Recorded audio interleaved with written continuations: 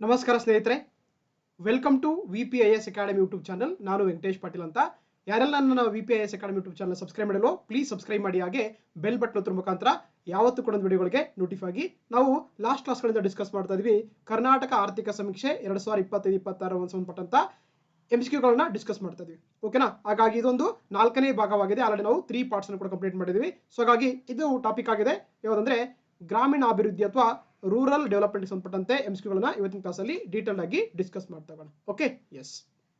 So ಹಾಗಾದ್ರೆ ನೋಡ್ತಾ ಹೋಗೋಣ. ಫಸ್ಟ್ ಕ್ವಶನ್ ಆಲ್ರೆಡಿ ನಾವು 62 ಕ್ವಶನ್ ಕಂಪ್ಲೀಟ್ ಮಾಡಿದ್ವಿ. ಇದು ಒಂದು 63ನೇ ಪ್ರಶ್ನೆಯಾಗಿದೆ. ನೋಡ್ತಾ ಹೋಗೋಣ. ಈ ಕೆಳಗಿನವುಗಳಲ್ಲಿ ಯಾವ ಹೇಳಿಕೆಯು ಸರಿಯಾಗಿದೆ ಅಂತ ಕೇಳಿದ್ದಾರೆ ನೋಡಿ. ಅಂದ್ರೆ which of the following statements are correct ಅಂತ ಕೇಳ್ತಾರೆ. ನೋಡ್ತಾ ಹೋಗೋಣ. ಫಸ್ಟ್ ಸ್ಟೇಟ್ಮೆಂಟು, ಪ್ರಸ್ತುತ ಕರ್ನಾಟಕ ರಾಜ್ಯದಲ್ಲಿ 5949 ಗ್ರಾಮ ಪಂಚಾಯಿತಿಗಳು, 239 ತಾಲೂಕು ಪಂಚಾಯಿತಿಗಳು ಮತ್ತು 31 ಜಿಲ್ಲಾ ಪಂಚಾಯಿತಿಗಳು ಅಂತ ಕೊಟ್ಟಿದ್ದಾರೆ. ಎಸ್, ಫಸ್ಟ್ ಸ್ಟೇಟ್ಮೆಂಟು ಸರಿಯಾಗಿದೆ. ಹೌದಾ? ಅಂದ್ರೆ at present the Karnataka has 5949 ಗ್ರಾಮ ಪಂಚಾಯತ್ ಇದೆ, GP ಇದೆ, ಆಮೇಲೆ 239 TPಗಳಿದೆ, ತಾಲೂಕು ಪಂಚಾಯತ್ ಇದೆ. ಅದೇ ರೀತಿ 31 ಏನಂದ್ರೆ ZPಗಳು ಇರುವಂತದ್ದಾಗಿದೆ. ಸೊ ಹಾಗಾಗಿ ಫಸ್ಟ್ ಹೇಳಿಕೆ ಸರಿಯಾಗಿದೆ. ಅದೇ ರೀತಿ ಎರಡನೇ ನೋಡ್ತಾ ಹೋಗೋಣ. ಬಿ ಸ್ಟೇಟ್ಮೆಂಟು, ಕರ್ನಾಟಕವು 1993ರಲ್ಲಿ ಹೊಸ ಶಾಸನವನ್ನು ಅಂಗೀಕರಿಸಿದಂತ ಮೊದಲ ರಾಜ್ಯ ಅಂತ ಕರೀತಾರೆ ರಿಗಾರ್ಡಿಂಗ್ ದ ಪಂಚಾಯತ್ ರಾಜ್ ಅಂತ. ಎಸ್, ಸೊ ಹಾಗಾಗಿ ಇದು ಕೂಡ ಸರಿಯಾಗುತ್ತೆ. So Karnataka was the first state to pass new legislation 1993 regarding the panchayat ಅಂತ ಕರಿತೀವಿ ನಾವು. ಸೊ ಹಾಗಾಗಿ ಎರಡನೇ ಸ್ಟೇಟ್ಮೆಂಟ್ ಕೂಡ ಸರಿಯಾಗಿದೆ. ಸೊ ಮೂರನೇ ಸ್ಟೇಟ್ಮೆಂಟು, ಸಿ ಸ್ಟೇಟ್ಮೆಂಟು, ಕರ್ನಾಟಕವು ಗ್ರಾಮೀಣ ನಿವಾಸಿಗಳ ಜನಸಂಖ್ಯೆ ಏನಂತಂದ್ರೆ 61% ರಷ್ಟು ಹೊಂದಿದೆ ಅಂತ ಕೊಟ್ಟಿದ್ದಾರೆ. ಹೌದು, ಅಂದ್ರೆ ನಮ್ಮ ದೇಶದಲ್ಲಿ ನಮ್ಮ ರಾಜ್ಯ ಇದೆಯಲ್ಲ, ಇಲ್ಲಿ ಏನ್ ಮಾಡಿದ್ರೆ ರೂರಲ್ ಪಾಪ್ಯುಲೇಷನ್ ಎಷ್ಟಿದೆ ಅಂತ ಹೇಳ್ತಾರೆ, 61% ಇದೆ. ಸೊ ಹಾಗಾಗಿ ಇದು ಕೂಡ ಸರಿಯಾಗುತ್ತೆ. ಸೊ ಹಾಗಾಗಿ ಇಲ್ಲಿ ಕೊಟ್ಟಂತ ಎಲ್ಲ ಹೇಳಿಕೆ ಸರಿಯಾಗಿದೆ. ಹಾಗಾಗಿ ಆಪ್ಷನ್ ಡಿ ಮೇಲ್ ಎಲ್ಲವೂ ಕೂಡ ಸರಿಯಾಗುತ್ತೆ, ಅಥವಾ all of the above is the right answer ಆಗುತ್ತೆ. ಓಕೆ, ನೋಡಿ ನೋಡ್ತಾ ಹೋಗೋಣ. ನಮಗೆ ಸರೋಜರ್ ಮೆನ್ಷನ್ ಮಾಡ್ತಾ ಹೋಗ್ತಾರೆ ನೋಡಿ. ನಮ್ಮ ಏನು ಕರ್ನಾಟಕ ಪಂಚಾಯತ್ ರಾಜ್ ಇದೆಯಲ್ಲ, ಇದೇನಂದ್ರೆ ಸೊ ಇಲ್ಲಿ ಬಂದಾಗ ಏನಂದ್ರೆ ಒಟ್ಟು ನೋಡಿ 5946 ಅಂದ್ರೆ ಗ್ರಾಮ ಪಂಚಾಯತಿಗಳಿವೆ. ಸೊ ಹಾಗೆ 239 ತಾಲೂಕು ಪಂಚಾಯತಿಗಳಿವೆ. ಹಾಗೆ ಜಿಲ್ಲಾ ಮಟ್ಟದಲ್ಲಿ ಬಂದು 31 ಏನಂದ್ರೆ ಜಿಲ್ಲಾ ಪಂಚಾಯತಿ ಅಂತ ಹೇಳ್ತಾನೆ. ಓಕೆ, ಸೊ ಹಾಗಾಗಿ ಏನು ನಮ್ಗೆಲ್ಲ ಗೊತ್ತಿರುವಂತೆ ಏನು 73ನೇ ಸಂವಿಧಾನ ತಿದ್ದುಪಡಿ ಮುಖಾಂತರ ಏನ್ ಮಾಡ್ತೀವಿ, ಆಕ್ಚುಲಿ ನಾವು ಪಂಚಾಯತಿಗಳಿಗೆ ಸಾಂವಿಧಾನಿಕ ಸ್ಥಾನಮಾನ ಕೊಡ್ತಾ ಹೋಗ್ತಾರೆ. ಅದೇ ರೀತಿ ನಮ್ಮ ಕರ್ನಾಟಕ ಇದೆಯಲ್ಲ, ಇದೇನ್ ಮಾಡುತ್ತೆ, ಕರ್ನಾಟಕ ಸೊ ಪಂಚಾಯತ್ ರಾಜ್ ಕಾಯ್ದೆ 1990 ಏನಂದ್ರೆ ಜಾರಿಗೆ ತಂದ ಮೊದಲ ರಾಜ್ಯ, ಸಕ್ರಿಯವಾಗಿರುವಂತಹ ಮೊದಲ ರಾಜ್ಯ ಅಂತ ಕರೀತಾ ಹೋಗ್ತಾರೆ ನಮ್ಮ ಕರ್ನಾಟಕವನ್ನ. ಸೊ ಹಾಗೆ ನೋಡಿ, ಇನ್ನು ಜನಸಂಖ್ಯೆ ನೋಡೋದಾದ್ರೆ ನಮ್ಮ ರಾಜ್ಯದಲ್ಲಿ ಏನಂದ್ರೆ ಕರ್ನಾಟಕ ಏನಂದ್ರೆ ಗ್ರಾಮೀಣ ಜನಸಂಖ್ಯೆ ಪಾಲು ಎಷ್ಟು ಅಂತ ಹೇಳ್ತಾರೆ ಅಂದ್ರೆ 61% ಏನಂದ್ರೆ ಆಕ್ಚುಲಿ ಗ್ರಾಮೀಣ ನಿವಾಸಿಗಳು, ಗ್ರಾಮೀಣ ಪ್ರದೇಶದಲ್ಲಿ ವಾಸಿಸ್ತಾರೆ ಅಂತ ಹೇಳ್ತಾ ಹೋಗ್ತಾರೆ. ಅಂದ್ರೆ 39% ಅಂದ್ರೆ ಆಕ್ಚುಲಿ ಅರ್ಬನ್ ಪಾಪ್ಯುಲೇಷನ್ ಇದ್ದಾರೆ, 61% ಅಂದ್ರೆ ರೂರಲ್ ಪಾಪ್ಯುಲೇಷನ್ ಹೇಳ್ತಾ ಹೋಗ್ತಾರೆ. ಓಕೆ, ಸೊ ಹಾಗಾಗಿ ಸೊ ಇಲ್ಲಿ ಕೊಟ್ಟಂತ ಎಲ್ಲ ಹೇಳಿಕೆ ಸರಿಯಾಗಿದೆ. ಹಾಗಾಗಿ option D all of the above is the right answer ಆಗುತ್ತೆ. ಓಕೆ, ನೆಕ್ಸ್ಟ್ ಕ್ವಶನ್ ನೋಡ್ತಾ ಹೋಗೋಣ. ಇಂಗ್ಲಿಷ್ ಅಲ್ಲಿ ಕೊಟ್ಟಿರೋ ಸಲ ನೋಡ್ಕೊಳ್ಳಿ. ಎಸ್, ಓಕೆ, ನೆಕ್ಸ್ಟ್ ನೋಡ್ತಾ 64ನೇ ಪ್ರಶ್ನೆ, ಅರಿವು ಕೇಂದ್ರವು ಡ್ಯಾಶ್ಗೆ ಸಂಬಂಧಪಟ್ಟಿದೆ ಅಂತ ಕೊಟ್ಟಿದ್ದಾರೆ. ಅರಿವು ಕೇಂದ್ರ ರಿಲೇಟೆಡ್ ಅಂತ ಕೇಳ್ತಾರೆ ನೋಡಿ. ಅರಿವು ಕೇಂದ್ರ ಅನ್ನೋದು ಒಂದು ಹೊಸ ಯೋಜನೆ ಆಗಿದೆ ನಮಗೆ. ಲಾಸ್ಟ್ 2 years ಬ್ಯಾಕ್ ಅಲ್ಲಿ ಅಂದ್ರೆ ಈ ಒಂದು ಸ್ಕೀಮ್ ಅನ್ನ ಮಾಡ್ತಾ ಹೋಗ್ತಾರೆ. ಸೊ ಹಾಗಾಗಿ ಅರಿವು ಕೇಂದ್ರ ಅಂದ್ರೆ ಇದೊಂದು ಏನಾಗಿದೆ, ಗ್ರಂಥಾಲಯಗಳಾಗಿದೆ. ಸೊ ಹಾಗಾಗಿ ಇಟ್ಸ್ ಎ ಲೈಬ್ರರಿ ಆಗಿದೆ. ಹಾಗಾಗಿ option C is the right answer ಆಗುತ್ತೆ. ನೋಡಿ ನೋಡ್ತಾ ಹೋಗೋಣ. ನಮಗೆ ಮೆನ್ಷನ್ ಮಾಡ್ತಾ ಹೋಗ್ತಾರೆ. ಸೊ ಏನ್ ಮಾಡುತ್ತೆ, ನಮಗೆ ಪಂಚಾಯತ್ ರಾಜ್ ಇಲಾಖೆ ಏನ್ ಮಾಡ್ತಿದ್ರೆ, ಸೊ ಗ್ರಾಮ ಪಂಚಾಯತಿ ಗ್ರಂಥಾಲಯಗಳು ಮಾಡ್ತಾ ಹೋಗ್ತಾರೆ. ಅದಕ್ಕೆ ಏನಂತ ಹೇಳ್ತಾರೆ, ಅರಿವು ಕೇಂದ್ರ ಅಂತ ಹೇಳ್ತಾರೆ. ಏನಾಗಿದೆ, ಒಂದು ಗ್ರಾಮ ಪಂಚಾಯತಿ ಮಟ್ಟದಲ್ಲಿರುವಂತಹ ಗ್ರಂಥಾಲಯವಾಗಿದೆ. ಸೊ ಹಾಗಾಗಿ ಇದಕ್ಕೆ ಅರಿವು ಕೇಂದ್ರ ಅಂತ ಕರೀತಾರೆ. ರೀಸೆಂಟ್ ಏನ್ ಮಾಡಿದ್ರೆ ಆಕ್ಚುಲಿ ಇವೆಲ್ಲವನ್ನು ಕೂಡ ಏನಂದ್ರೆ ಒಂದು ಡಿಜಿಟಲ್ ಗ್ರಂಥಾಲಯ ಕೂಡ ಏನ್ ಮಾಡಿದ್ರೆ ಕನ್ವರ್ಟ್ ಮಾಡಿದ್ದಾರೆ ಈ ಅರಿವು ಕೇಂದ್ರಗಳನ್ನ. ಸೊ ಅರಿವು ಕೇಂದ್ರ ಅಂದ್ರೆ ನಮಗೆ ಗ್ರಾಮ ಪಂಚಾಯತ್ ಇರುವಂತಹ ಗ್ರಂಥಾಲಯಗಳನ್ನು ಕರೀತಾರೆ. ಓಕೆ, ಸೊ ಹಾಗಾಗಿ ನೋಡಿ ಅಂದ್ರೆ ನಮಗೆ ಬಂದಾಗ ಗ್ರಾಮ ಪಂಚಾಯತ್ ಗ್ರಂಥಾಲಯಗಳಿಂದ್ರೆ ಸುಮಾರು ಎಷ್ಟು 50.92 ಲಕ್ಷ ಮಕ್ಕಳು ಅಂದ್ರೆ ನೋಂದಣಿ ಆಗಿದ್ದಾರೆ ಅಂತ ಹೇಳ್ತಾರೆ. ಇದೇನಂದ್ರೆ ಪ್ರತಿದಿನ 8 ಗಂಟೆ ಈ ಒಂದು ಏನಾಗಿರುತ್ತೆ ಲೈಬ್ರರಿ ಓಪನ್ ಇರುತ್ತೆ ಅಂತ ಹೇಳ್ಬೋದು. ಅದೇ ರೀತಿ ನೋಡಿ, ಏನು ಈ ವಿಕಲಚೇತನ ಇರ್ತಾರೆ ಅಥವಾ ವಿಶೇಷ ಚೇತನ ಇರ್ತಾರಲ್ಲ, ಅವರಿಗೆ ಒಂದು ಸ್ಕೀಮ್ ಮಾಡಿದ್ದಾರೆ. ಏನಂತದ್ದು, ದರ್ಶಿನಿ ಅಂತ ಮಾಡಿದ್ದಾರೆ. ದರ್ಶಿನಿ ಅಂತ ಏನಿಂಗಂದ್ರೆ ಅರಿವು ಕೇಂದ್ರಗಳನ್ನ ವಿಶೇಷ ಚೇತನ ಸ್ನೇಹಿಯಾಗಿಸುವಂತ, ಅಂದ್ರೆ ಫಿಸಿಕಲಿ ಹ್ಯಾಂಡಿಕ್ಯಾಪ್ಟ್ ಇರ್ತಾರೆ ಅಂತವ್ರಿಗೆ ವಿಶೇಷ ಚೇತನ ಸ್ನೇಹವಾಗಿಸುವ ಉದ್ದೇಶದಿಂದ ಸಹಾಯಕ ಸಾಧನಗಳನ್ನ ಅರಿವು ಕೇಂದ್ರಗಳಿಗೆ ವಿಸ್ತರಿಸಕ್ಕೆ ಅಂದ್ರೆ ಈ ಕಾರ್ಯಕ್ರಮ ಮಾಡ್ತಾ ಹೋಗ್ತಾರೆ. ಅದನ್ನ ನಾವೇನು ಕರಿತೀವಿ, ದರ್ಶಿನಿ ಅಂತ ಕರೀತಾರೆ. ಸೊ ಗೊತ್ತಿರ್ಬೇಕು ನಿಮಗೆ. ಓಕೆ, ಸೊ ಹಾಗಾಗಿ so option so C correct ಆಗುತ್ತೆ. ಎಸ್, ನೆಕ್ಸ್ಟ್ ನೋಡ್ತಾ ಹೋಗೋಣ. 65ನೇ ಪ್ರಶ್ನೆ, ಈ ಕೆಳಗಿನ ಯಾವ ಸಚಿವಾಲಯವು ಕಾಯಕ ಗ್ರಾಮ ಯೋಜನೆಯನ್ನ ಜಾರಿಗೆ ತಂದೆ ಪ್ರಾರಂಭಿಸಿದೆ ಕೊಟ್ಟಿದ್ದಾರೆ. ಹೌದಾ? Which of the following ministry launched the ಕಾಯಕ ಗ್ರಾಮ ಸ್ಕೀಮ್ ಅಂತ ಇದೆ ನೋಡಿ. ಸೊ ಹೆಸರಲ್ಲಿ ಹೇಳ್ತಿದೆ ಕಾಯಕ ಗ್ರಾಮ ಅಂದ್ರೆ ಏನಂದ್ರೆ ನೋಡಿ, ಇದೊಂದು ವಿಶೇಷವಾಗಿ ಗ್ರಾಮೀಣಾಭಿವೃದ್ಧಿ ಮತ್ತು ಪಂಚಾಯತ್ ರಾಜ್ ಸಚಿವಾಲಯ ತಂದಿರುವಂತಹ ಹೊಸ ಯೋಜನೆ ಅಂತ ಕರಿತೀವಿ. ಹಾಗಾಗಿ option B is right answer ಆಗುತ್ತೆ. That is ministry of the rural development and panchayat raj ministry ಮಾಡಿದೆ ಈ ಒಂದು ಕಾಯಕ ಗ್ರಾಮ ಯೋಜನೆಯನ್ನ ಜಾರಿಗೆ ತಂದಿದೆ. ಸೊ ಹಾಗಾಗಿ ಆಪ್ಷನ್ ಬಿ ಸರಿಯಾಗುತ್ತೆ. ಸೊ ಹಾಗಾದ್ರೆ ನೋಡಿ ತಗೋಣ ಏನ್ ಸ್ಕೀಮ್ ಅಂತ ನೋಡಿ. ಒಂದು ಸ್ಕೀಮ್ ತಂದಿದೆ, ಯಾವ್ದಂದ್ರೆ ಅದು ಕಾಯಕ ಗ್ರಾಮ ಅಂತಿದೆ. ಏನು ಇದು ಸ್ಕೀಮ್ ಅಂತಂದ್ರೆ ಇದು ವಿಶೇಷವಾಗಿ ಗ್ರಾಮ ಪಂಚಾಯತ್ ಏನಂದ್ರೆ ದತ್ತು ಪಡೆಯುವಂತ ಕಾರ್ಯಕ್ರಮ ಅಂತ ಕರೀತಾರೆ. ಏನ್ ಮಾಡ್ತಾರೆ ಅಂದ್ರೆ ಇದು ಅಡಾಪ್ಟ್ ಮಾಡ್ಕೊಂಡು ಗ್ರಾಮ ಪಂಚಾಯತ್ ಅಭಿವೃದ್ಧಿ ಮಾಡುವುದು ಈ ಒಂದು ಕಾಯಕ ಯೋಜನೆಯ ಮುಖ್ಯ ಉದ್ದೇಶವಾಗಿದೆ. ಹೌದಾ? ಯಾರು ತಂದಿದ್ದು ಗ್ರಾಮೀಣಾಭಿವೃದ್ಧಿ ಮತ್ತು ಪಂಚಾಯತ್ ರಾಜ್ ಸಚಿವಾಲಯ ಏನ್ ಮಾಡಿದೆ, ಈ ಒಂದು ಸ್ಕೀಮ್ ಅನ್ನು ಲಾಂಚ್ ಮಾಡ್ತಾ ಹೋಗ್ತಾರೆ. ಅದ್ರ ಹೆಸರು ಬಂದು ಕಾಯಕ್ರಮ ಅಂತ ಕರೀತಾರೆ. ಹೌದಲ್ವಾ? ಸೊ ಹಾಗಾಗಿ ಯಾವೆಲ್ಲ ನಮ್ಮ ರಾಜ್ಯದಲ್ಲಿ ಏನಂದ್ರೆ ಬ್ಯಾಕ್ವರ್ಡ್ ಗಳಾಗಿರುವಂತ ಅಂದ್ರೆ ಹಿಂದುಳಿದಿರುವಂತಹ ಗ್ರಾಮ ಪಂಚಾಯತ್ ಇರ್ತವೆ, ಅವುಗಳನ್ನ ರಾಜ್ಯ ಮಟ್ಟದ ಅಧಿಕಾರಿಗಳು, ಜಿಲ್ಲಾ ಪಂಚಾಯತ್ ಅಧಿಕಾರಿಗಳು ಮತ್ತು ತಾಲೂಕು ಪಂಚಾಯತ್ ಏನ್ ಮಾಡ್ಬೇಕಂದ್ರೆ ಅವುಗಳನ್ನ ದತ್ತು ಪಡೆದು ಅವುಗಳನ್ನ ಅಭಿವೃದ್ಧಿ ಮಾಡುವುದು. ದಟ್ ಈಸ್ ಕಾಲ್ಡ್ ದ ಕಾಯಕ ಗ್ರಾಮ ಯೋಜನೆ ಅಂತ ಕರೀತಾರೆ. ಸೊ ಅರ್ಥ ಆಯ್ತಲ್ವಾ? ಸೊ ಹಾಗಾಗಿ ಅಲ್ಲಿ ವಿಶೇಷವಾಗಿ ನೋಡಿ ತೆರಿಗೆ ವಸೂಲತಿ ಆಗಿರ್ಬೋದು, ಸಭೆಗಳ ಆಯೋಜನೆ ಆಗಿರ್ಬೋದು, ಸಮಗ್ರ ಅಭಿವೃದ್ಧಿ ಮಾಡುವುದು ಈ ಒಂದು ಯೋಜನೆಯ ಮುಖ್ಯ ಉದ್ದೇಶವಾಗಿದೆ. ಸೊ ಹಾಗಾಗಿ ಇದರಲ್ಲಿ ಯಾರು ಅಂತಂದ್ರೆ ನೋಡಿ ಸ್ಟೇಟ್ ಲೆವೆಲ್ ಆಫೀಸರ್ಸು, ಆಮೇಲೆ ಜಿಲ್ಲಾ ಪಂಚಾಯತ್ ಮುಖ್ಯ ಕಾರ್ಯನಿರ್ವಾಹಕ ಅಧಿಕಾರಿಗಳು, ಉಪ ಕಾರ್ಯದರ್ಶಿಗಳು, ಆಮೇಲೆ ಯೋಜನೆ ನಿರ್ದೇಶಕರು, ಮುಖ್ಯ ಲೆಕ್ಕಾಧಿಕಾರಿ ಎಲ್ಲರೂ ಕೂಡ ಏನ್ ಮಾಡಬೇಕಾಗುತ್ತೆ, ಅವರು ದತ್ತು ತಗೊಂಡು ಆ ಒಂದು ಪಂಚಾಯತ್ಗಳನ್ನ ಡೆವಲಪ್ ಮಾಡಬೇಕಾಗುತ್ತೆ. ಸೊ ಹಾಗಾಗಿ ಅದನ್ನ ನಾವು ಏನಂತ ಕರಿತೀವಿ, ಕಾಯಕ ಗ್ರಾಮ ಯೋಜನೆ ಅಂತ ಕರೀತಾರೆ. ಸೊ ಹಾಗಾಗಿ option B is the right answer ಆಗುತ್ತೆ. Okay, yes. ನೆಕ್ಸ್ಟ್ ನೋಡ್ ತಗೋಣ. ಇನ್ನೊಂದು ಮಾಡಿದ್ದಾರೆ ನೋಡಿ, ಹೌದಾ? ಇನ್ನೊಂದು ಸ್ಕೀಮ್ ಮಾಡಿದ್ದಾರೆ, ಯಾವುದು ಸಂವಿಧಾನ ಸಾಕ್ಷರತಾ ಕಾರ್ಯಕ್ರಮ ಮಾಡಿದ್ದಾರೆ. ಪಂಚಾಯತ್ಗಳಲ್ಲಿ ಏನ್ ಮಾಡಿದ್ದಾರೆ, ಸಂವಿಧಾನ ಸಾಕ್ಷರತಾ ಕಾರ್ಯಕ್ರಮ ಮಾಡಿದ್ದಾರೆ. ಅಂದ್ರೆ ಏನಂದ್ರೆ ಪಂಚಾಯತ್ ಮಟ್ಟದಲ್ಲಿ ಆಕ್ಚುಲಿ ಅಲ್ಲಿರುವಂತಹ ಜನರಿಗೆ ಏನಂತಂದ್ರೆ ವಿಶೇಷವಾಗಿ ಸಂವಿಧಾನ ಬಗ್ಗೆ ಅರಿವು ಮೂಡಿಸುವುದು ಈ ಒಂದು ಸಂವಿಧಾನ ಸಾಕ್ಷರತಾ ಕಾರ್ಯಕ್ರಮದ ಮುಖ್ಯ ಉದ್ದೇಶವಾಗಿದೆ. ಇಲ್ಲಿ ವಿಶೇಷವಾಗಿ ಏನಂತಂದ್ರೆ ಜಿಲ್ಲಾ, ತಾಲೂಕು ಮತ್ತು ಏನಂದ್ರೆ ಗ್ರಾಮ ಪಂಚಾಯತಿಗಳ ಅಧಿಕಾರಿಗಳು, ಜನಪ್ರತಿನಿಧಿಗಳು ಎಲ್ಲರೂ ಕೂಡ ಏನಂದ್ರೆ ಭಾಗವಹಿಸಿಕೊಂಡು ಏನ್ ಮಾಡ್ತಾರೆ, ಅವರಿಗೆ ಒಂದು ನಮ್ಮ ದೇಶದ ಸಂವಿಧಾನದ ಬಗ್ಗೆ ಅರಿವು ಮೂಡಿಸುವಂತದ್ದು, ಜಾಗೃತಿ ಮೂಡಿಸುವಂತದ್ದು ಈ ಒಂದು ಸಂವಿಧಾನ ಸಾಕ್ಷರತಾ ಕಾರ್ಯಕ್ರಮದ ಮುಖ್ಯ ಉದ್ದೇಶವಾಗಿದೆ. ಇದು ಕೂಡ ವಿಶೇಷವಾಗಿ ನಮಗೆ ಪಂಚಾಯತಿಗಳಲ್ಲೇ ಆರ್ಗನೈಸ್ ಮಾಡುವಂತ ಒಂದು ಫಂಕ್ಷನ್ ಆಗಿರುತ್ತೆ ಅಂತ ಹೇಳ್ಬೋದು ನಿಮಗೆ. Okay, yes. ನೆಕ್ಸ್ಟ್ ನೋಡ್ ತಗೋಣ. 66ನೇ ಪ್ರಶ್ನೆ. ಗ್ರಾಮ ಪಂಚಾಯತಿಗಳನ್ನ ಸಾಮಾಜಿಕ ಕಳಕಳಿಯುಳ್ಳ, ಸ್ಪಂದನಾಶೀಲ ಹಾಗೂ ಸಮರ್ಥ ಗ್ರಾಮ ಸರ್ಕಾರಗಳನ್ನಾಗಿ ರೂಪಿಸಲು ಎಲ್ಲಿ ಉಸ್ತುವಾರಿ ಕೋಶವನ್ನು ಸ್ಥಾಪಿಸಲು ಅಂತ ಕೊಟ್ಟಿದ್ದಾರೆ. ವೆರಿ ಇಂಪಾರ್ಟೆಂಟ್, ಹೌದಾ? ನೋಡಿ, ಗ್ರಾಮ ಪಂಚಾಯತಿಗಳನ್ನ ಸೋಷಿಯಲಿ ಕನ್ಸರ್ನ್ ಆಗಿರುವಂತದ್ದು, ಅದೇ ರೀತಿ ಸ್ಪಂದನಶೀಲ ಮಾಡುವಂಥದ್ದು, ಮತ್ತೆ ಒಂದು ಸಮರ್ಥ ಗ್ರಾಮ ಮಾಡಕ್ಕೆ ಏನಂದ್ರೆ ಒಂದು ಏನ್ ಮಾಡುತ್ತೆ ಅಂತ ಹೇಳಿದ್ರೆ ಉಸ್ತುವಾರಿ ಕೋಶವನ್ನ ಸ್ಥಾಪನೆ ಮಾಡುತ್ತೆ ಅಂತ ಹೇಳ್ತಾರೆ. ಹಾಗಾದ್ರೆ ಎಲ್ಲಿ ಅಂತ ಹೇಳಿದ್ರೆ ಅದು ವಿಶೇಷವಾಗಿ ಕರ್ನಾಟಕ ಪಂಚಾಯತ್ ರಾಜ್ ಆಯುಕ್ತಾಲಯ ಇದೆಯಲ್ಲ, ಅಲ್ಲಿ ಅಂದ್ರೆ ಒಂದು ಸ್ಪೆಷಲ್ ಸೆಲ್ ಮಾಡ್ತೀವಿ ಅಂತ ಹೇಳ್ತಾರೆ. So that is option B is right answer ಆಗುತ್ತೆ. ಅದು ಕರ್ನಾಟಕ ಪಂಚಾಯತ್ ರಾಜ್ ಆಯುಕ್ತಾಲಯದ ಅಡಿಯಲ್ಲಿ ಅಲ್ಲಿ ಮಾಡ್ತಾರೆ ಅಂತ ಹೇಳ್ತೀವಿ ನಾವು. ಓಕೆ, ನೋಡ್ತಗೋಣ ಅದ್ರ ಬಗ್ಗೆ. ಎಸ್, ಒಂದು ಸಾಮಾಜಿಕವಾಗಿ ಸ್ಪಂದಿಸುವಂತ ಒಂದು ಉಸ್ತುವಾರಿ ಕೋಶ ಮಾಡ್ತೀನಿ ಅಂತ ಹೇಳ್ತಾರೆ. ಎಲ್ಲಿ ಅದು ಪಂಚಾಯತ್ ರಾಜ್ ಆಯುಕ್ತಾಲಯದಲ್ಲಿ ಒಂದು ಉಸ್ತುವಾರಿ ಕೋಶ ಮಾಡ್ತೀನಿ ಅಂತ ಹೇಳ್ತಾರೆ. ಉದ್ದೇಶ ಅಂದ್ರೆ ಗ್ರಾಮ ಪಂಚಾಯತಿಗಳನ್ನ ಸಾಮಾಜಿಕ ಕಳಕಳಿಯುಳ್ಳ, ಸ್ಪಂದನಶೀಲ ಮತ್ತು ಸಮರ್ಥ ಗ್ರಾಮ ಸರ್ಕಾರ ಮಾಡೋದು ಈ ಒಂದು ಉಸ್ತುವಾರಿ ಕೋಶದ ಮುಖ್ಯ ಉದ್ದೇಶವಾಗಿರುತ್ತೆ. ಓಕೆನಾ? ಸೊ ಹಾಗಾಗಿ ಇಲ್ಲಿ ಅಂದ್ರೆ ವಿಶೇಷವಾಗಿ ಅರಿವು ಕೇಂದ್ರಗಳ ಬಗ್ಗೆ, ಕೂಸಿನ ಮನೆಗಳ ಬಗ್ಗೆ, ಘನತ್ಯಾಜ್ಯ ನಿರ್ವಹಣೆ ಬಗ್ಗೆ ಇದೇ ರೀತಿ ಅಂದ್ರೆ ಆಕ್ಚುಲಿ ಅಲ್ಲಿ ಟ್ರೈನ್ ಮಾಡ್ತಾ ಹೋಗ್ತಾರೆ. ಅದರಲ್ಲಿ ಅಲ್ಲಿ ಅದ್ರ ಬಗ್ಗೆ ಅನುಷ್ಠಾನಕ್ಕೆ ಇದು ಮಾಡ್ತಾ ಹೋಗ್ತಾರೆ. So that is called the ಏನಂತ ಕರಿತೀವಿ ನಾವು, ಉಸ್ತುವಾರಿ ಕೋಶ ಅಂತ ಕರೀತಾರೆ. ಓಕೆ, ಸೊ ಹಾಗಾಗಿ option B is right answer ಆಗುತ್ತೆ. ನೆಕ್ಸ್ಟ್ ನೋಡ್ತಾ 67ನೇ ಪ್ರಶ್ನೆ.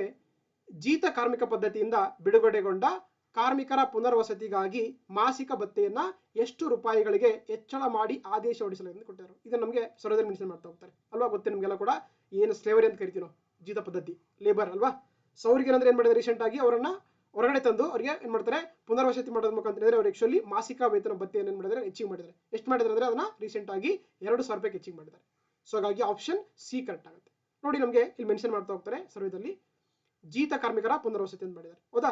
ಸೊ ಹಾಗಾಗಿ ಏನು ನಮ್ಮ ರಾಜ್ಯದಲ್ಲಿರುವಂತ ಜೀತ ಕಾರ್ಮಿಕ ಪದ್ಧತಿಯಿಂದ ಯಾರೆಲ್ಲ ಬಿಡುಗಡೆಗೊಂಡು ಹೊರಗಡೆ ಏನಂದ್ರೆ ಅವರು ಕಾರ್ಮಿಕರ ಪುನರ್ವಸತಿಗಾಗಿ ಮಾಸಿಕ ಭತ್ಯೆ ಏನ್ ಮಾಡಿದ್ದಾರೆ ರೀಸೆಂಟ್ ಆಗಿ ಅಂದ್ರೆ ಅದನ್ನ 2,000 ರೂಪಾಯಿಗೆ ಹೆಚ್ಚಿಗೆ ಮಾಡಿದ್ದಾರೆ. ಓಕೆ, ಸೊ ಗೊತ್ತಿರಬೇಕಾಗುತ್ತೆ. ಸೊ ಹಾಗಾಗಿ option C is correct answer ಆಗುತ್ತೆ. ನೆಕ್ಸ್ಟ್ ನೋಡ್ತಾ 68ನೇ ಪ್ರಶ್ನೆ. ಗ್ರಾಮ ಆರೋಗ್ಯ ಅಭಿಯಾನವನ್ನ ಮುಖ್ಯವಾಗಿ ಯಾವ ರೀತಿಯ ರೋಗಗಳನ್ನು ತಡೆಗಟ್ಟಲು ಹಮ್ಮಿಕೊಳ್ಳಲಾಗಿದೆ ಅಂತ ಕರೀತಾರೆ. ನೋಡಿ, ಒಂದು ಅಭಿಯಾನ ಮಾಡಿದ್ದಾರೆ ರೀಸೆಂಟ್ ಆಗಿ, ಅದು ಏನಂದ್ರೆ ಗ್ರಾಮ ಆರೋಗ್ಯ ಅಭಿಯಾನ ಅಂತ ಕರೀತಾರೆ. ಸೊ ಹಾಗಾದ್ರೆ ಈ ಅಭಿಯಾನದ ಮುಖ್ಯ ಉದ್ದೇಶ ಏನಂದ್ರೆ ವಿಶೇಷವಾಗಿ ಏನು ನಮ್ಮ ಒಂದು ಇದರಲ್ಲಿ ಸಾಂಕ್ರಾಮಿಕ ರೋಗಗಳು ಅಂತ ಕರೀತಾರೆ. ಅಂದ್ರೆ ಏನು ನಾನ್ ಕಮ್ಯುನಿಕೇಬಲ್ ಡಿಸೀಸ್ ಇರುತ್ತಲ್ಲ, ಅದನ್ನ ತಡೆಗಟ್ಟಕ್ಕೆ ಏನ್ ಮಾಡಿದ್ದಾರೆ ರೀಸೆಂಟ್ ಆಗಿ ಗ್ರಾಮ ಆರೋಗ್ಯ ಅಭಿಯಾನ ಅಂತ ರೀಸೆಂಟ್ ಆಗಿ ಸ್ಟಾರ್ಟ್ ಮಾಡಿದ್ದಾರೆ. ಸೊ ಹಾಗಾಗಿ that related to the non communicable diseases ಅಥವಾ ಸಾಂಕ್ರಾಮಿಕ ರೋಗಗಳಿಗೆ ಸಂಬಂಧಪಟ್ಟಂತ ಒಂದೇನಾಗಿದೆ ಅಭಿಯಾನ ಅಂತ ಕರೀತಾರೆ. ಸೊ ಹಾಗಾಗಿ option B is a right answer ಆಗುತ್ತೆ. ನೋಡಿ, ನಮಗೆ ಮೆನ್ಷನ್ ಮಾಡ್ತಾ ಹೋಗ್ತಾರೆ ಸರ್ವೇದಲ್ಲಿ ಅದನ್ನ ರೂರಲ್ ಹೆಲ್ತ್ ಅಥವಾ ಗ್ರಾಮ ಆರೋಗ್ಯ ಅಭಿಯಾನ ಅಂತ ಕರೀತಾ ಹೋಗ್ತಾರೆ. ಇದು ವಿಶೇಷವಾಗಿ ಸಾಂಕ್ರಾಮಿಕವಲ್ಲದ ರೋಗಗಳನ್ನ ತಡೆಗಟ್ಟುವ ಉದ್ದೇಶದಿಂದ ಗ್ರಾಮ ಆರೋಗ್ಯ ಅಭಿಯಾನವನ್ನ ಆರಂಭ ಮಾಡಿದ್ದಾರೆ. ಇದೇನಂದ್ರೆ ನಮ್ಮ ರಾಜ್ಯದ ಎಲ್ಲಾ ಜಿಲ್ಲೆಗಳು ಕೂಡ ಆರಂಭ ಮಾಡ್ತಾ ಹೋಗ್ತಾರೆ. ಇಲ್ಲಿ ಏನ್ ಮಾಡ್ತಾರೆ, ವಿಶೇಷವಾಗಿ ಆರೋಗ್ಯ ಕಿಟ್ಗಳನ್ನು ಕೊಡ್ತಾರೆ, ಅಂದ್ರೆ ಹೆಲ್ತ್ ಕಿಟ್ಸ್ ಕೊಡ್ತಾರೆ. ಆಮೇಲೆ ಏನ್ ಮಾಡ್ತಾರೆ, ಸೊ BP ಅಂದ್ರೆ ರಕ್ತದೊತ್ತಡ, BP ಆಗಿರ್ಬೋದು, ಬ್ಲಡ್ ಪ್ರೆಷರ್ ಆಗಿರ್ಬೋದು, ಆಮೇಲೆ ಸೊ ಏನಂದ್ರೆ ಮಧುಮೇಹ ಸಂಬಂಧಪಟ್ಟಂತೆ ಏನಂದ್ರೆ ಆಕ್ಚುಲಿ ಅವರಿಗೆ ಒಂದು ತಪಾಸಣೆ ಕೂಡ ಮಾಡ್ತಾ ಹೋಗ್ತಾರೆ ಈ ಒಂದು ಆರೋಗ್ಯ ಅಭಿಯಾನದ ಅಡಿಯಲ್ಲಿ ಅಂತ ಹೇಳ್ಬೋದು. ಸೊ ಹಾಗಾಗಿ it is related to the preventing the non communicable disease ಅಂತ ಕರಿತೀವಿ ನಾವು. ಸೊ ಹಾಗಾಗಿ option B is a right answer ಆಗ್ತಾ ಹೋಗುತ್ತೆ. Okay, yes. ನೆಕ್ಸ್ಟ್ ನೋಡ್ತಾ 69ನೇ ಪ್ರಶ್ನೆ. Rajiv Gandhi housing corporation limited ಈ ಕೆಳಗಿನವುಗಳಲ್ಲಿ ಯಾವ ಯೋಜನೆಯನ್ನ ಕಾರ್ಯಗತಗೊಳಿಸಿದೆ ಅಂತ ಕೊಟ್ಟಿದ್ದಾರೆ. Which of the following housing scheme are implemented by the Rajiv Gandhi housing corporation limited ಅಂತ ಕೊಟ್ಟಿದ್ದಾರೆ. ನೋಡಿ ನಮ್ಮ ರಾಜ್ಯದಲ್ಲಿ ಅಂದ್ರೆ ಆಕ್ಚುಲಿ ಒಂದು ವಿಶೇಷವಾಗಿ ಏನಂದ್ರೆ ಯಾರೆಲ್ಲ ಬಡವರಿಗೆ ಮನೆ ಕೊಡ್ತಾ ಹೋಗ್ತಾರೆ ಅದಕ್ಕೆ ಅಂದ್ರೆ ಅವುಗಳ ನಿರ್ವಹಣೆ ಮಾಡೋಕ್ಕೆ ಒಂದು ಲಿಮಿಟೆಡ್ ನಿಗಮ ಮಾಡಿದ್ದಾರೆ. ಯಾವ್ದು? Rajiv Gandhi housing corporation limited ಅಂತ ಕರೀತಾರೆ. ಸೊ ಹಾಗಾಗಿ ಎಲ್ಲಾ ಯೋಜನೆಗಳು ಅಂದ್ರೆ ಬಸವ ವಸತಿ ಯೋಜನೆ ಆಗಿರ್ಬೋದು, ಅದೇ ರೀತಿ ದೇವರಾಜ್ ಅರಸು ವಸತಿ ಯೋಜನೆ ಆಗಿರ್ಬೋದು, ಅದೇ ರೀತಿ ಡಾಕ್ಟರ್ ಬಿ ಆರ್ ಅಂಬೇಡ್ಕರ್ ವಸತಿ ಯೋಜನೆ ಎಲ್ಲವನ್ನ ಏನ್ ಮಾಡುತ್ತೆ, ಯಾರು ಕಾರ್ಯಗತಗೊಳಿಸ್ತಾರೆ ಅದನ್ನ ಕಾರ್ಯಗತಗೊಳಿಸುವುದು Rajiv Gandhi housing corporation limited ಮಾಡುತ್ತೆ. ಈ ಎಲ್ಲಾ ಕೆಳಗಿನ ಯೋಜನೆಗಳು ಏನ್ ಮಾಡುತ್ತೆ, ಅದು ಕಾರ್ಯಗತಗೊಳಿಸ್ತಾ ಹೋಗುತ್ತೆ ಅಥವಾ ಇಂಪ್ಲಿಮೆಂಟೇಷನ್ ಮಾಡ್ತಾ ಹೋಗುತ್ತೆ. ಸೊ ಹಾಗಾಗಿ ಆಪ್ಷನ್ ಡಿ ಮೇಲೆಲ್ಲವೂ ಕೂಡ ಸರಿಯಾಗುತ್ತೆ ಅಥವಾ all of the above is the right answer ಆಗ್ತಾ ಹೋಗುತ್ತೆ. ಸೊ ಆಪ್ಷನ್ ಡಿ ಕರೆಕ್ಟ್ ಆಗುತ್ತೆ. ನೋಡಿ ನಮಗೆ ಮೆನ್ಷನ್ ಮಾಡ್ತಾ ಹೋಗ್ತಾರೆ ಸರ್ವೇದಲ್ಲಿ ನೋಡ್ತಾ ಹೋಗೋಣ. ರಾಜೀವ್ ಗಾಂಧಿ ವಸತಿ ನಿಗಮ ನಿಯಮಿತ ಮಾಡಿದ್ದಾರೆ. ಇದರ ಉದ್ದೇಶ ಅಂದ್ರೆ ವಿಶೇಷವಾಗಿ ಗ್ರಾಮೀಣ ಮತ್ತು ನಗರ ಪ್ರದೇಶಗಳಲ್ಲಿ ಆರ್ಥಿಕವಾಗಿ ಅಂದ್ರೆ ಎಕನಾಮಿಕಲಿ ಮತ್ತೆ ಸೋಷಿಯಲಿ ಸಾಮಾಜಿಕವಾಗಿ ಯಾರೆಲ್ಲ ಹಿಂದುಳಿದಿರ್ತಾರೆ ಅವರಿಗೆ ಅಂದ್ರೆ ಏನ್ ಮಾಡುತ್ತೆ, ವಸತಿ ಯೋಜನೆಗಳು ಮಾಡ್ತಾ ಹೋಗುತ್ತೆ ಸರ್ಕಾರ.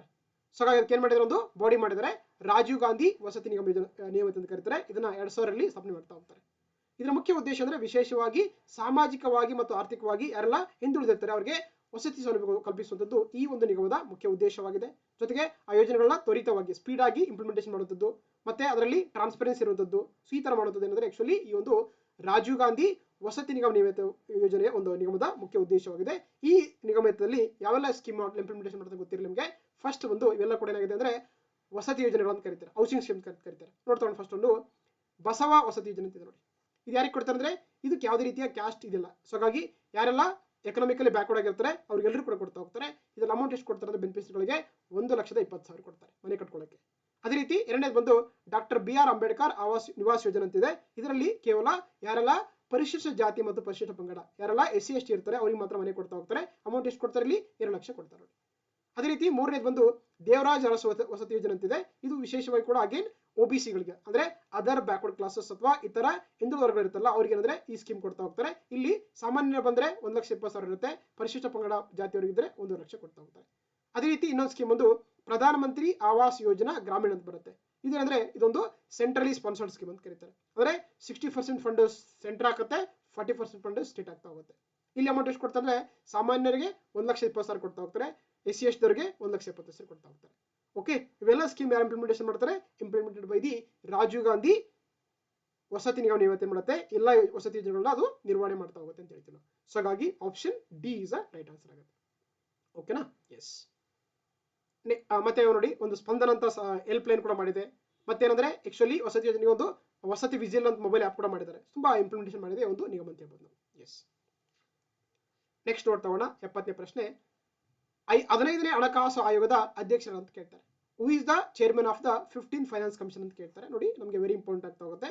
ಸೊ ಅದಲ್ವಾ ಏನು ಫೈನಾನ್ಸ್ ಕಮಿಷನ್ ಅಂತ ಬರುತ್ತೆ, ಹಣಕಾಸು ಆಯೋಗ ಅಂತ ಕರೀತಾರೆ. ಇದೊಂದು ಕಾನ್ಸ್ಟಿಟ್ಯೂಷನ್ ಬಾಡಿ ಆಗಿದೆ under article 280 of the Indian constitution ಆಗಿದೆ.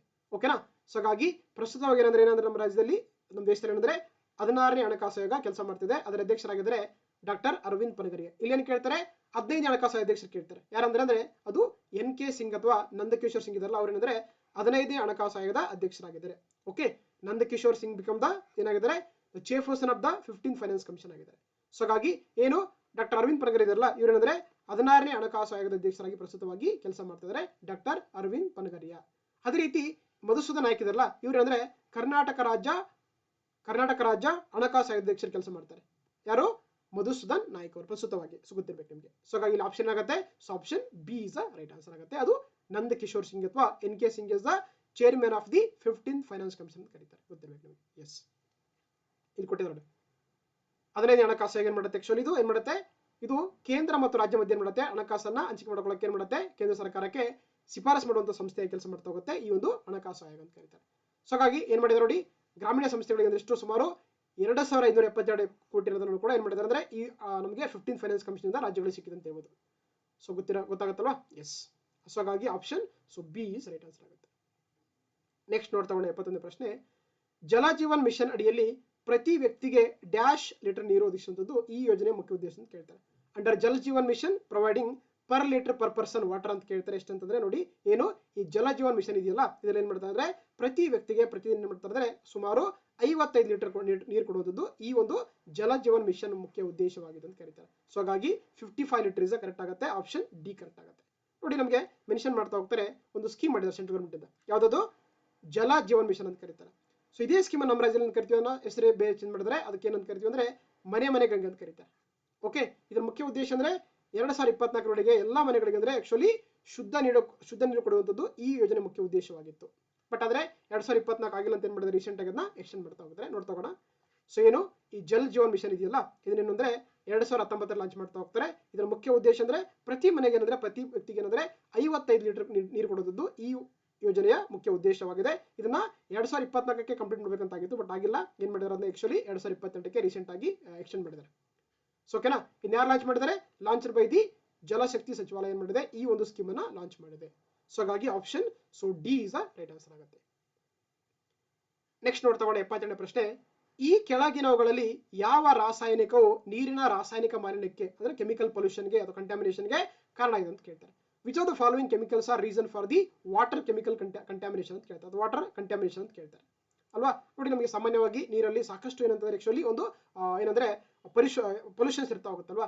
ಸೊ ಹಾಗಾದ್ರೆ ಯಾವ ಕೆಮಿಕಲ್ಸ್ ಕಾರಣ ಅಂತಂದ್ರೆ ನೋಡಿ, ಆರ್ಸೆನಿಕ್ ಕಾರಣ ಆಗುತ್ತೆ, ಎಸ್. ಅದೇ ರೀತಿ ಕ್ಲೋರೈಡ್ ಕಾರಣ ಆಗುತ್ತೆ, ಅದೇ ರೀತಿ ನೈಟ್ರೇಟ್ ಕಾರಣ ಆಗ್ತಾ ಹೋಗುತ್ತೆ. ಸೊ ಹಾಗಾಗಿ ಆಪ್ಷನ್ ಡಿ ಎಲ್ಲವೂ ಕೂಡ ಏನಾಗುತ್ತೆ ಆಕ್ಚುಲಿ ನಮಗೆ ಗ್ರೌಂಡ್ ವಾಟರ್ ಪೊಲ್ಯೂಷನ್ಗೆ ಕಾರಣ ಆಗ್ತಾ ಹೋಗುತ್ತೆ.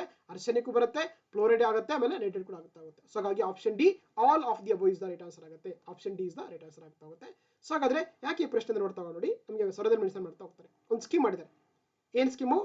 ಬಹುಗ್ರಾಮ ಕುಡಿಯುವ ನೀರು ಸರಬರಾಜು ಅಂತ ಮಾಡಿದ್ದಾರೆ. ಏನೇ ಸ್ಕೀಮ್ ಹೆಸರು? ಬಹುಗ್ರಾಮ ಕುಡಿಯುವ ನೀರು ಸರಬರಾಜು ಅಂತ ಕರೀತಾರೆ. ನೋಡಿ, ಸಾಮಾನ್ಯವಾಗಿ ಈ ಗ್ರಾಮೀಣ ಪ್ರದೇಶದಲ್ಲಿ ಅಂದ್ರೆ ನೀರಿನ ಗುಣಮಟ್ಟ ಏನಾಗುತ್ತೆ ಸಾಕಷ್ಟು ಒಂದು ಪೊಲ್ಯೂಟೆಡ್ ಆಗಿರ್ತವೆ. ಯಾಕಂತಂದ್ರೆ ಸೊ ಅಲ್ಲಿ ಆ ನೀರಲ್ಲಿ ಏನಂದ್ರೆ ಅಂತರ್ಜಲದಲ್ಲಿ arsenic, fluoride, TDS, nitrate, iron ಅಂತ ಏನಂದ್ರೆ ರಾಸಾಯನಿಕ ಮಾಲಿನ್ಯದಿಂದ ಕೂಡಿರ್ತವೆ ಅಲ್ವಾ. ಸೊ ಹಾಗಾಗಿ ಆ ಒಂದು ಏನು ಕೆಮಿಕಲ್ಸ್ ಏನು ಕೂಡಿದೆಯಲ್ಲ ಅದನ್ನ ಶುದ್ಧೀಕರಣ ಮಾಡ್ಕೊಂಡು ಜನರಿಗೆ ಕೊಡಕ್ಕೆ ಏನಾದ್ರು ಒಂದು ಸ್ಕೀಮ್ ಮಾಡ್ತಾ ಹೋಗ್ತಾರೆ. ಅದನ್ನ ಏನ್ ಕರಿತೀವಿ ನಾವು? ಬಹುಗ್ರಾಮ ಕುಡಿಯುವ ನೀರು ಸರಬರಾಜು ಅಂತ ಕರೀತಾರೆ. ಓಕೆನಾ. ಸೊ ವೆರಿ ಇಂಪಾರ್ಟೆಂಟ್ ಆಗ್ತಾ ಹೋಗುತ್ತೆ. ಸೊ ಪ್ರಸ್ತುತವಾಗಿ ನೋಡಿ ಅಂದ್ರೆ ಸುಮಾರು 160 ಗ್ರಾಮ ಬಹುಗ್ರಾಮ ನೀರು ಕುಡಿಯುವ ಸರಬರಾಜು ಯೋಜನೆಯನ್ನ ರೀಸೆಂಟ್ ಆಗಿ ಕೈಗೊಳ್ತಿದ್ದಾರೆ ಅಂತ ಹೇಳ್ತೀವಿ. ಎಷ್ಟು ಅಮೌಂಟ್ ಬಂದ್ರೆ ಎಷ್ಟು? 37,561.36 ಕೋಟಿ ಅಮೌಂಟ್ ಅಲ್ಲಿ ಈ ಸ್ಕೀಮ್ ಅನ್ನ ಮಾಡ್ತಾ ಇದ್ದಾರೆ ಅಂತ ಹೇಳ್ಬೋದು. ಓಕೆ, ಸೊ ಹಾಗಾಗಿ ಆಪ್ಷನ್ ಡಿ ಎಲ್ಲವೂ ಕೂಡ ಸರಿ ಆಗ್ತಾ ಹೋಗುತ್ತೆ. ನೆಕ್ಸ್ಟ್ ನೋಡ್ತಾ ಹೋಗೋಣ 73ನೇ ಪ್ರಶ್ನೆ. ವಿಶ್ವ ಶೌಚಾಲಯ ದಿನವನ್ನ ಯಾವ ದಿನ ಆಚರಿಸಲಾಗುತ್ತೆ ಅಂತ ಕೊಟ್ಟಿದ್ದಾರೆ. Which day celebrate the world toilet day ಅಂತ ಕೊಟ್ಟಿದ್ದಾರೆ. ನೋಡಿ, ಯಾವ್ದಂದ್ರೆ ಯಾವಾಗ ಮಾಡ್ತಾರೆ ಅಂದ್ರೆ ನಮ್ಮ ದೇಶದಲ್ಲಿ ನವೆಂಬರ್ 19 ಇದೆಯಲ್ಲ, ಯಾವಾಗ ಮಾಡ್ತಾರೆ ಆ ಒಂದು ದಿನವನ್ನ ಜಗತ್ತಲ್ಲಿ ವಿಶ್ವ ಶೌಚಾಲಯ ದಿನ ಅಥವಾ ವರ್ಲ್ಡ್ ಟಾಯ್ಲೆಟ್ ಡೇ ಅಂತ ಆಚರಿಸ್ತಾರೆ. ಸೊ ಹಾಗಾಗಿ option C is right answer ಆಗ್ತಾ ಹೋಗುತ್ತೆ. ನೋಡಿ, ನೋಡ್ತಾ ಹೋಗೋಣ. ನಮಗೆ ಸರ್ವೇದಲ್ಲಿ ಮೆನ್ಷನ್ ಮಾಡ್ತಾ ಹೋಗ್ತಾರೆ. ಒಂದು ಸ್ಕೀಮ್ ಮಾಡಿದ್ರೆ ಗೊತ್ತಲ್ವಾ, ಯಾವುದು? ಸ್ವಚ್ಛ ಭಾರತ್ ಮಿಷನ್ ಅಂತ ಮಾಡಿದ್ದಾರೆ. ಯಾವಾಗ ಮಾಡಿದ್ರನ್ನ 2014 ಅಕ್ಟೋಬರ್ 2ಕ್ಕೆ ಈ ಒಂದು ಸ್ಕೀಮ್ ಅನ್ನು ಲಾಂಚ್ ಮಾಡಿದ್ದಾರೆ. ಇದರ ಮುಖ್ಯ ಉದ್ದೇಶ ಅಂದ್ರೆ ನಮ್ಮ ಭಾರತವನ್ನ ಬಹಿರ್ದೇಶ ಮುಕ್ತ ದೇಶವಾಗಿ ಬಯಲು ಬಹಿರ್ದೇಶ ಮುಕ್ತ ಮಾಡೋದು ಈ ಯೋಜನೆ ಮುಖ್ಯ ಉದ್ದೇಶವಾಗಿದೆ. ಸೊ ಅದಕ್ಕೆ ಏನ್ ಮಾಡ್ತಾರೆ ಪ್ರತಿ ವರ್ಷ? ನೋಡಿ, ನವೆಂಬರ್ 19 ಏನ್ ಮಾಡ್ತಾರೆ ಅಂದ್ರೆ ವಿಶ್ವ ಶೌಚಾಲಯ ದಿನ ಆಚರಿಸ್ತಾ ಹೋಗ್ತೀವಿ ನಾವು. ಯಾವಾಗ? ನವೆಂಬರ್ 19ಕ್ಕೆ. ಅರ್ಥ ಆಯ್ತಲ್ವಾ. ಸೊ ಹಾಗಾಗಿ ಆಪ್ಷನ್ ಸಿ ಇಸ್ ಕರೆಕ್ಟ್ ಆಗುತ್ತೆ. ನೋಡಿ, ಈ ಒಂದು ಏನು ಸ್ವಚ್ಛ ಭಾರತ್ ಮಿಷನ್ ಇದೆಯಲ್ಲ, ಇದು ಅಂದ್ರೆ ವಿಶೇಷವಾಗಿ ಎರಡು ತರ ಮಾಡ್ತಾ ಹೋಗುತ್ತೆ. ಒಂದು ಗ್ರಾಮೀಣಕ್ಕೆ ಬೇರೆ, ಇನ್ನೊಂದು ನಗರಕ್ಕೆ ಬೇರೆ ಮಾಡ್ತಾ ಹೋಗ್ತಾರೆ. ಸೊ ಈ ಪ್ರೆಸೆಂಟ್ ಏನ್ ಮಾಡ್ತಾರೆ ಅಂದ್ರೆ ಆಕ್ಚುಲಿ ನಮಗೆ ಅದರಲ್ಲಿ ಸ್ವಚ್ಛ ಭಾರತ್ ಮಿಷನ್ 2.0 ಅಂತ ಕರಿತೀವಿ ನಾವು. ಅದರಲ್ಲಿ ಏನು ODF ಪ್ಲಸ್ ಅಂತ ಕರೀತಾರೆ. ODF ಪ್ಲಸ್ ಅಂತ ಎಸ್ ಅಂತಂದ್ರೆ ಓಪನ್ ಡೆಫಿಕೇಶನ್ ಫ್ರೀ ಸಸ್ಟೈನಬಿಲಿಟಿ ಅಂತಿದೆ. ಇನ್ನೊಂದು ODF ಪ್ಲಸ್ ಅಂತ ಮಾಡಿದ್ದಾರೆ. ಏನ್ ಮಾಡ್ತಾರೆ ಇದರಲ್ಲಿ? ನೋಡಿ, ಈ ಸ್ಕೀಮ್ ಅಲ್ಲಿ ವೈಯಕ್ತಿಕ ಗೃಹ ಶೌಚಾಲಯಗಳಿಗೆ ನಿರ್ಮಾಣ ಮಾಡ್ಕೊಳ್ಳೋಕೆ ಅಂದ್ರೆ ಅಮೌಂಟ್ ಕೊಡ್ತಾ ಹೋಗ್ತಾರೆ. ಅದೇ ರೀತಿ ಸಮುದಾಯ ನೈರ್ಮಲ್ಯ ಸಂಖ್ಯೆಗೆ ಅವಕಾಶ ಕೊಡ್ತಾ ಹೋಗ್ತಾರೆ. ಅದೇ ರೀತಿ ಮಲತ್ಯಾಜ್ಯ ನಿರ್ವಹಣೆ ಮಾಡ್ತಾ ಹೋಗ್ತಾರೆ. ಅಂದ್ರೆ ಫಿಕಲ್ ಸ್ಲೆಡ್ಜ್ ಮ್ಯಾನೇಜ್ಮೆಂಟ್ ಮಾಡ್ತಾ ಹೋಗ್ತಾರೆ. ಸೊ ಅದೇ ರೀತಿ ODF ಪ್ಲಸ್ ಮತ್ತು ODF ಎಸ್ ಮುಖಾಂತರ ಆಕ್ಚುಲಿ ಸಾಕಷ್ಟು ಒಂದು ತರಬೇತಿ ಕೊಡ್ತಾ ಹೋಗ್ತಾರೆ. ದಟ್ ಈಸ್ ಕಾಲ್ಡ್ ನಾವು ಏನಂತ ಕರಿತೀವಿ? ಸ್ವಚ್ಛ ಭಾರತ್ ಮಿಷನ್ ಗ್ರಾಮೀಣ ಅಂತ ಕರಿತಾ ಹೋಗ್ತಾರೆ. ಸೊ ಹಾಗಾಗಿ option C is right answer ಆಗ್ತಾ ಹೋಗುತ್ತೆ. ಎಸ್. ನೆಕ್ಸ್ಟ್ ನೋಡ್ತಾ ಹೋಗೋಣ 74ನೇ ಪ್ರಶ್ನೆ. ಜೈವಿಕ ಇಂಧನ ಮಂಡಳಿಯ ಮುಖ್ಯ ಉದ್ದೇಶಗಳ ಪೈಕಿ ಈ ಕೆಳಗಿನ ಯಾವ ಇಂಧನಗಳ ಮಿಶ್ರಿತ ಬಳಕೆಯನ್ನ ಸರಳಗೊಳಿಸುವುದು ಸೇರಿದೆ ಅಂತ ಕೇಳ್ತಾರೆ. ಒಂದು ಮಂಡಳಿ ಮಾಡಿರೋದು ಜೈವಿಕ ಇಂಧನ ಮಂಡಳಿ ಅಂತ ಮಾಡಿದ್ದಾರೆ. ಅದರ ಮುಖ್ಯ ಒಂದು ಏನೊಂದು ಉದ್ದೇಶ ಏನಂದ್ರೆ ನೋಡಿ ಏನಂದ್ರೆ ಬಯೋ ಎಥೆನಾಲ್ ಮತ್ತು ಬಯೋಡೀಸೆಲ್ ಇದೆಯಲ್ಲ, ಅದರ ಬಳಕೆಯನ್ನ ಸರಳಗೊಳಿಸುವಂಥದ್ದು ಕೂಡ ಏನಂದ್ರೆ ಈ ಒಂದು ಮಂಡಳಿಯ ಮುಖ್ಯ ಉದ್ದೇಶ ಅಂತ ಕರೀತಾರೆ. ಸೊ ಹಾಗಾಗಿ option A is right answer ಆಗ್ತಾ ಹೋಗುತ್ತೆ. ನೋಡಿ, ನಮಗೆ ಸರ್ವೇದಲ್ಲಿ ಮೆನ್ಷನ್ ಮಾಡ್ತಾ ಹೋಗ್ತಾರೆ. ನಮ್ಮ ರಾಜ್ಯದಲ್ಲಿ ಬಂದಾಗ ಏನಂದ್ರೆ ಒಂದು ಮಂಡಳಿ ಮಾಡ್ತಾ ಹೋಗ್ತಾರೆ. ಕರ್ನಾಟಕ ರಾಜ್ಯ ಜೈವಿಕ ಇಂಧನ ಅಭಿವೃದ್ಧಿ ಮಂಡಳಿ ಅಂತ ಕರೀತಾರೆ. ಕರ್ನಾಟಕ ಸ್ಟೇಟ್ ಬಯೋಡೀಸೆಲ್ ಬೋರ್ಡ್ ಅಂತ ಮಾಡಿದ್ದಾರೆ. ಯಾವಾಗ ಮಾಡಿದ್ರನ್ನ 2010ರಲ್ಲಿ ಏನಂದ್ರೆ ಮಾಡ್ತಾ ಹೋಗಿದ್ದಾರೆ. ಒಂದು ಸ್ಕೀಮ್ ಕೂಡ ಮಾಡಿದ್ದಾರೆ, ಪಾಲಿಸಿ ಮಾಡಿದ್ದಾರೆ. ಯಾವ ಪಾಲಿಸಿ ಅದು? ಕರ್ನಾಟಕ ರಾಜ್ಯ ಜೈವಿಕ ಇಂಧನ ನೀತಿ 2009 ಅಂತ ಮಾಡಿದ್ದಾರೆ. ಓಕೆನಾ. ಇದರ ಮುಖ್ಯ ಉದ್ದೇಶ ಅಂದ್ರೆ ನೋಡಿ ಆಕ್ಚುಲಿ ಅಂದ್ರೆ ವಿಶೇಷವಾಗಿ ಏನು ಈ ಬಯೋ ಇಥೆನಾಲ್ ಮತ್ತು ಬಯೋಡೀಸೆಲ್ ಇದೆಯಲ್ಲ, ಇದರ ಮಿಶ್ರಿತ ಇಂಧನವನ್ನು ಬಳಕೆ ಮಾಡೋದು ಸರಳಗೊಳಿಸುವುದು ಈ ಒಂದು ಮಂಡಳಿಯ ಮುಖ್ಯ ಉದ್ದೇಶವಾಗಿದೆ. ಸೊ ಹಾಗಾಗಿ ವೆರಿ ಇಂಪಾರ್ಟೆಂಟ್ ಆಗ್ತಾ ಹೋಗುತ್ತೆ. ಸೊ ಹಾಗಾಗಿ option A is right answer ಆಗುತ್ತೆ. ಎಸ್. ನೆಕ್ಸ್ಟ್ ನೋಡ್ತಾ ಹೋಗೋಣ 75ನೇ ಪ್ರಶ್ನೆ. ಈ ಕೆಳಗಿನವುಗಳ ಹೊಂದಾಣಿಕೆಯನ್ನ ಸರಿಪಡಿಸಿ ಅಂತ ಕೊಟ್ಟಿದ್ದಾರೆ. Correct the match of the following ಅಂತ ಕೇಳ್ತಾರೆ. ನೋಡ್ತಾ ಹೋಗೋಣ. ನೋಡಿ, ಒಂದ್ ಕಡೆ ನಮಗೆ ಏನು ಜೈವಿಕ ಇಂಧನ ಉದ್ಯಾನಗಳು ಕೊಟ್ಟಿದ್ದಾರೆ, ಅಂದ್ರೆ ಬಯೋಫ್ಯೂಲ್ ಪಾರ್ಕ್ಸ್ ಕೊಟ್ಟಿದ್ದಾರೆ. ಇನ್ನೊಂದು ಕಡೆ ಅದರ ಜಿಲ್ಲೆಗಳು ಕೊಟ್ಟಿದ್ದಾರೆ. ಸೊ ಫಸ್ಟ್ ನೋಡ್ತಗೋಣ, ಮಡೇನೂರು ಮಡೇನೂರು ಅಂತ ಕೊಟ್ಟಿದ್ದಾರೆ, ತಿಂತಿಣಿ ಅಂತ ಕೊಟ್ಟಿದ್ದಾರೆ, ಧಾರವಾಡ ಅಂತ ಕೊಟ್ಟಿದ್ದಾರೆ, ಕೆಳದಿ ಅಂತ ಕೊಟ್ಟಿದ್ದಾರೆ. ಈ ಕಡೆ ಜಿಲ್ಲೆಗಳು ಬಂದಾಗ ಹಾಸನ್, ಯಾದಗಿರಿ, ಧಾರವಾಡ, ಶಿವಮೊಗ್ಗ ಅಂತ ಕೊಟ್ಟಿದ್ದಾರೆ. ನೋಡಿ ಈ ಮಡೇನೂರು ಇದೆಯಲ್ಲ, ಇದು ಇರುವಂತದ್ದು ಹಾಸನ್ ಜಿಲ್ಲೆಯಲ್ಲಿ, ಹಾಗಾಗಿ ಫಸ್ಟ್ ಏನಂದ್ರೆ ಸರಿಯಾಗಿ ಮ್ಯಾಚ್ ಆಗಿದೆ. ಅದೇ ರೀತಿ ತಿಂತಿಣಿ ಇದೆಯಲ್ಲ, ಇದಿರುವಂತದ್ದು ಯಾದಗಿರಿ ಜಿಲ್ಲೆಯಲ್ಲಿ, ಇದು ಕೂಡ ಸರಿಯಾಗಿ ಮ್ಯಾಚ್ ಆಗಿದೆ.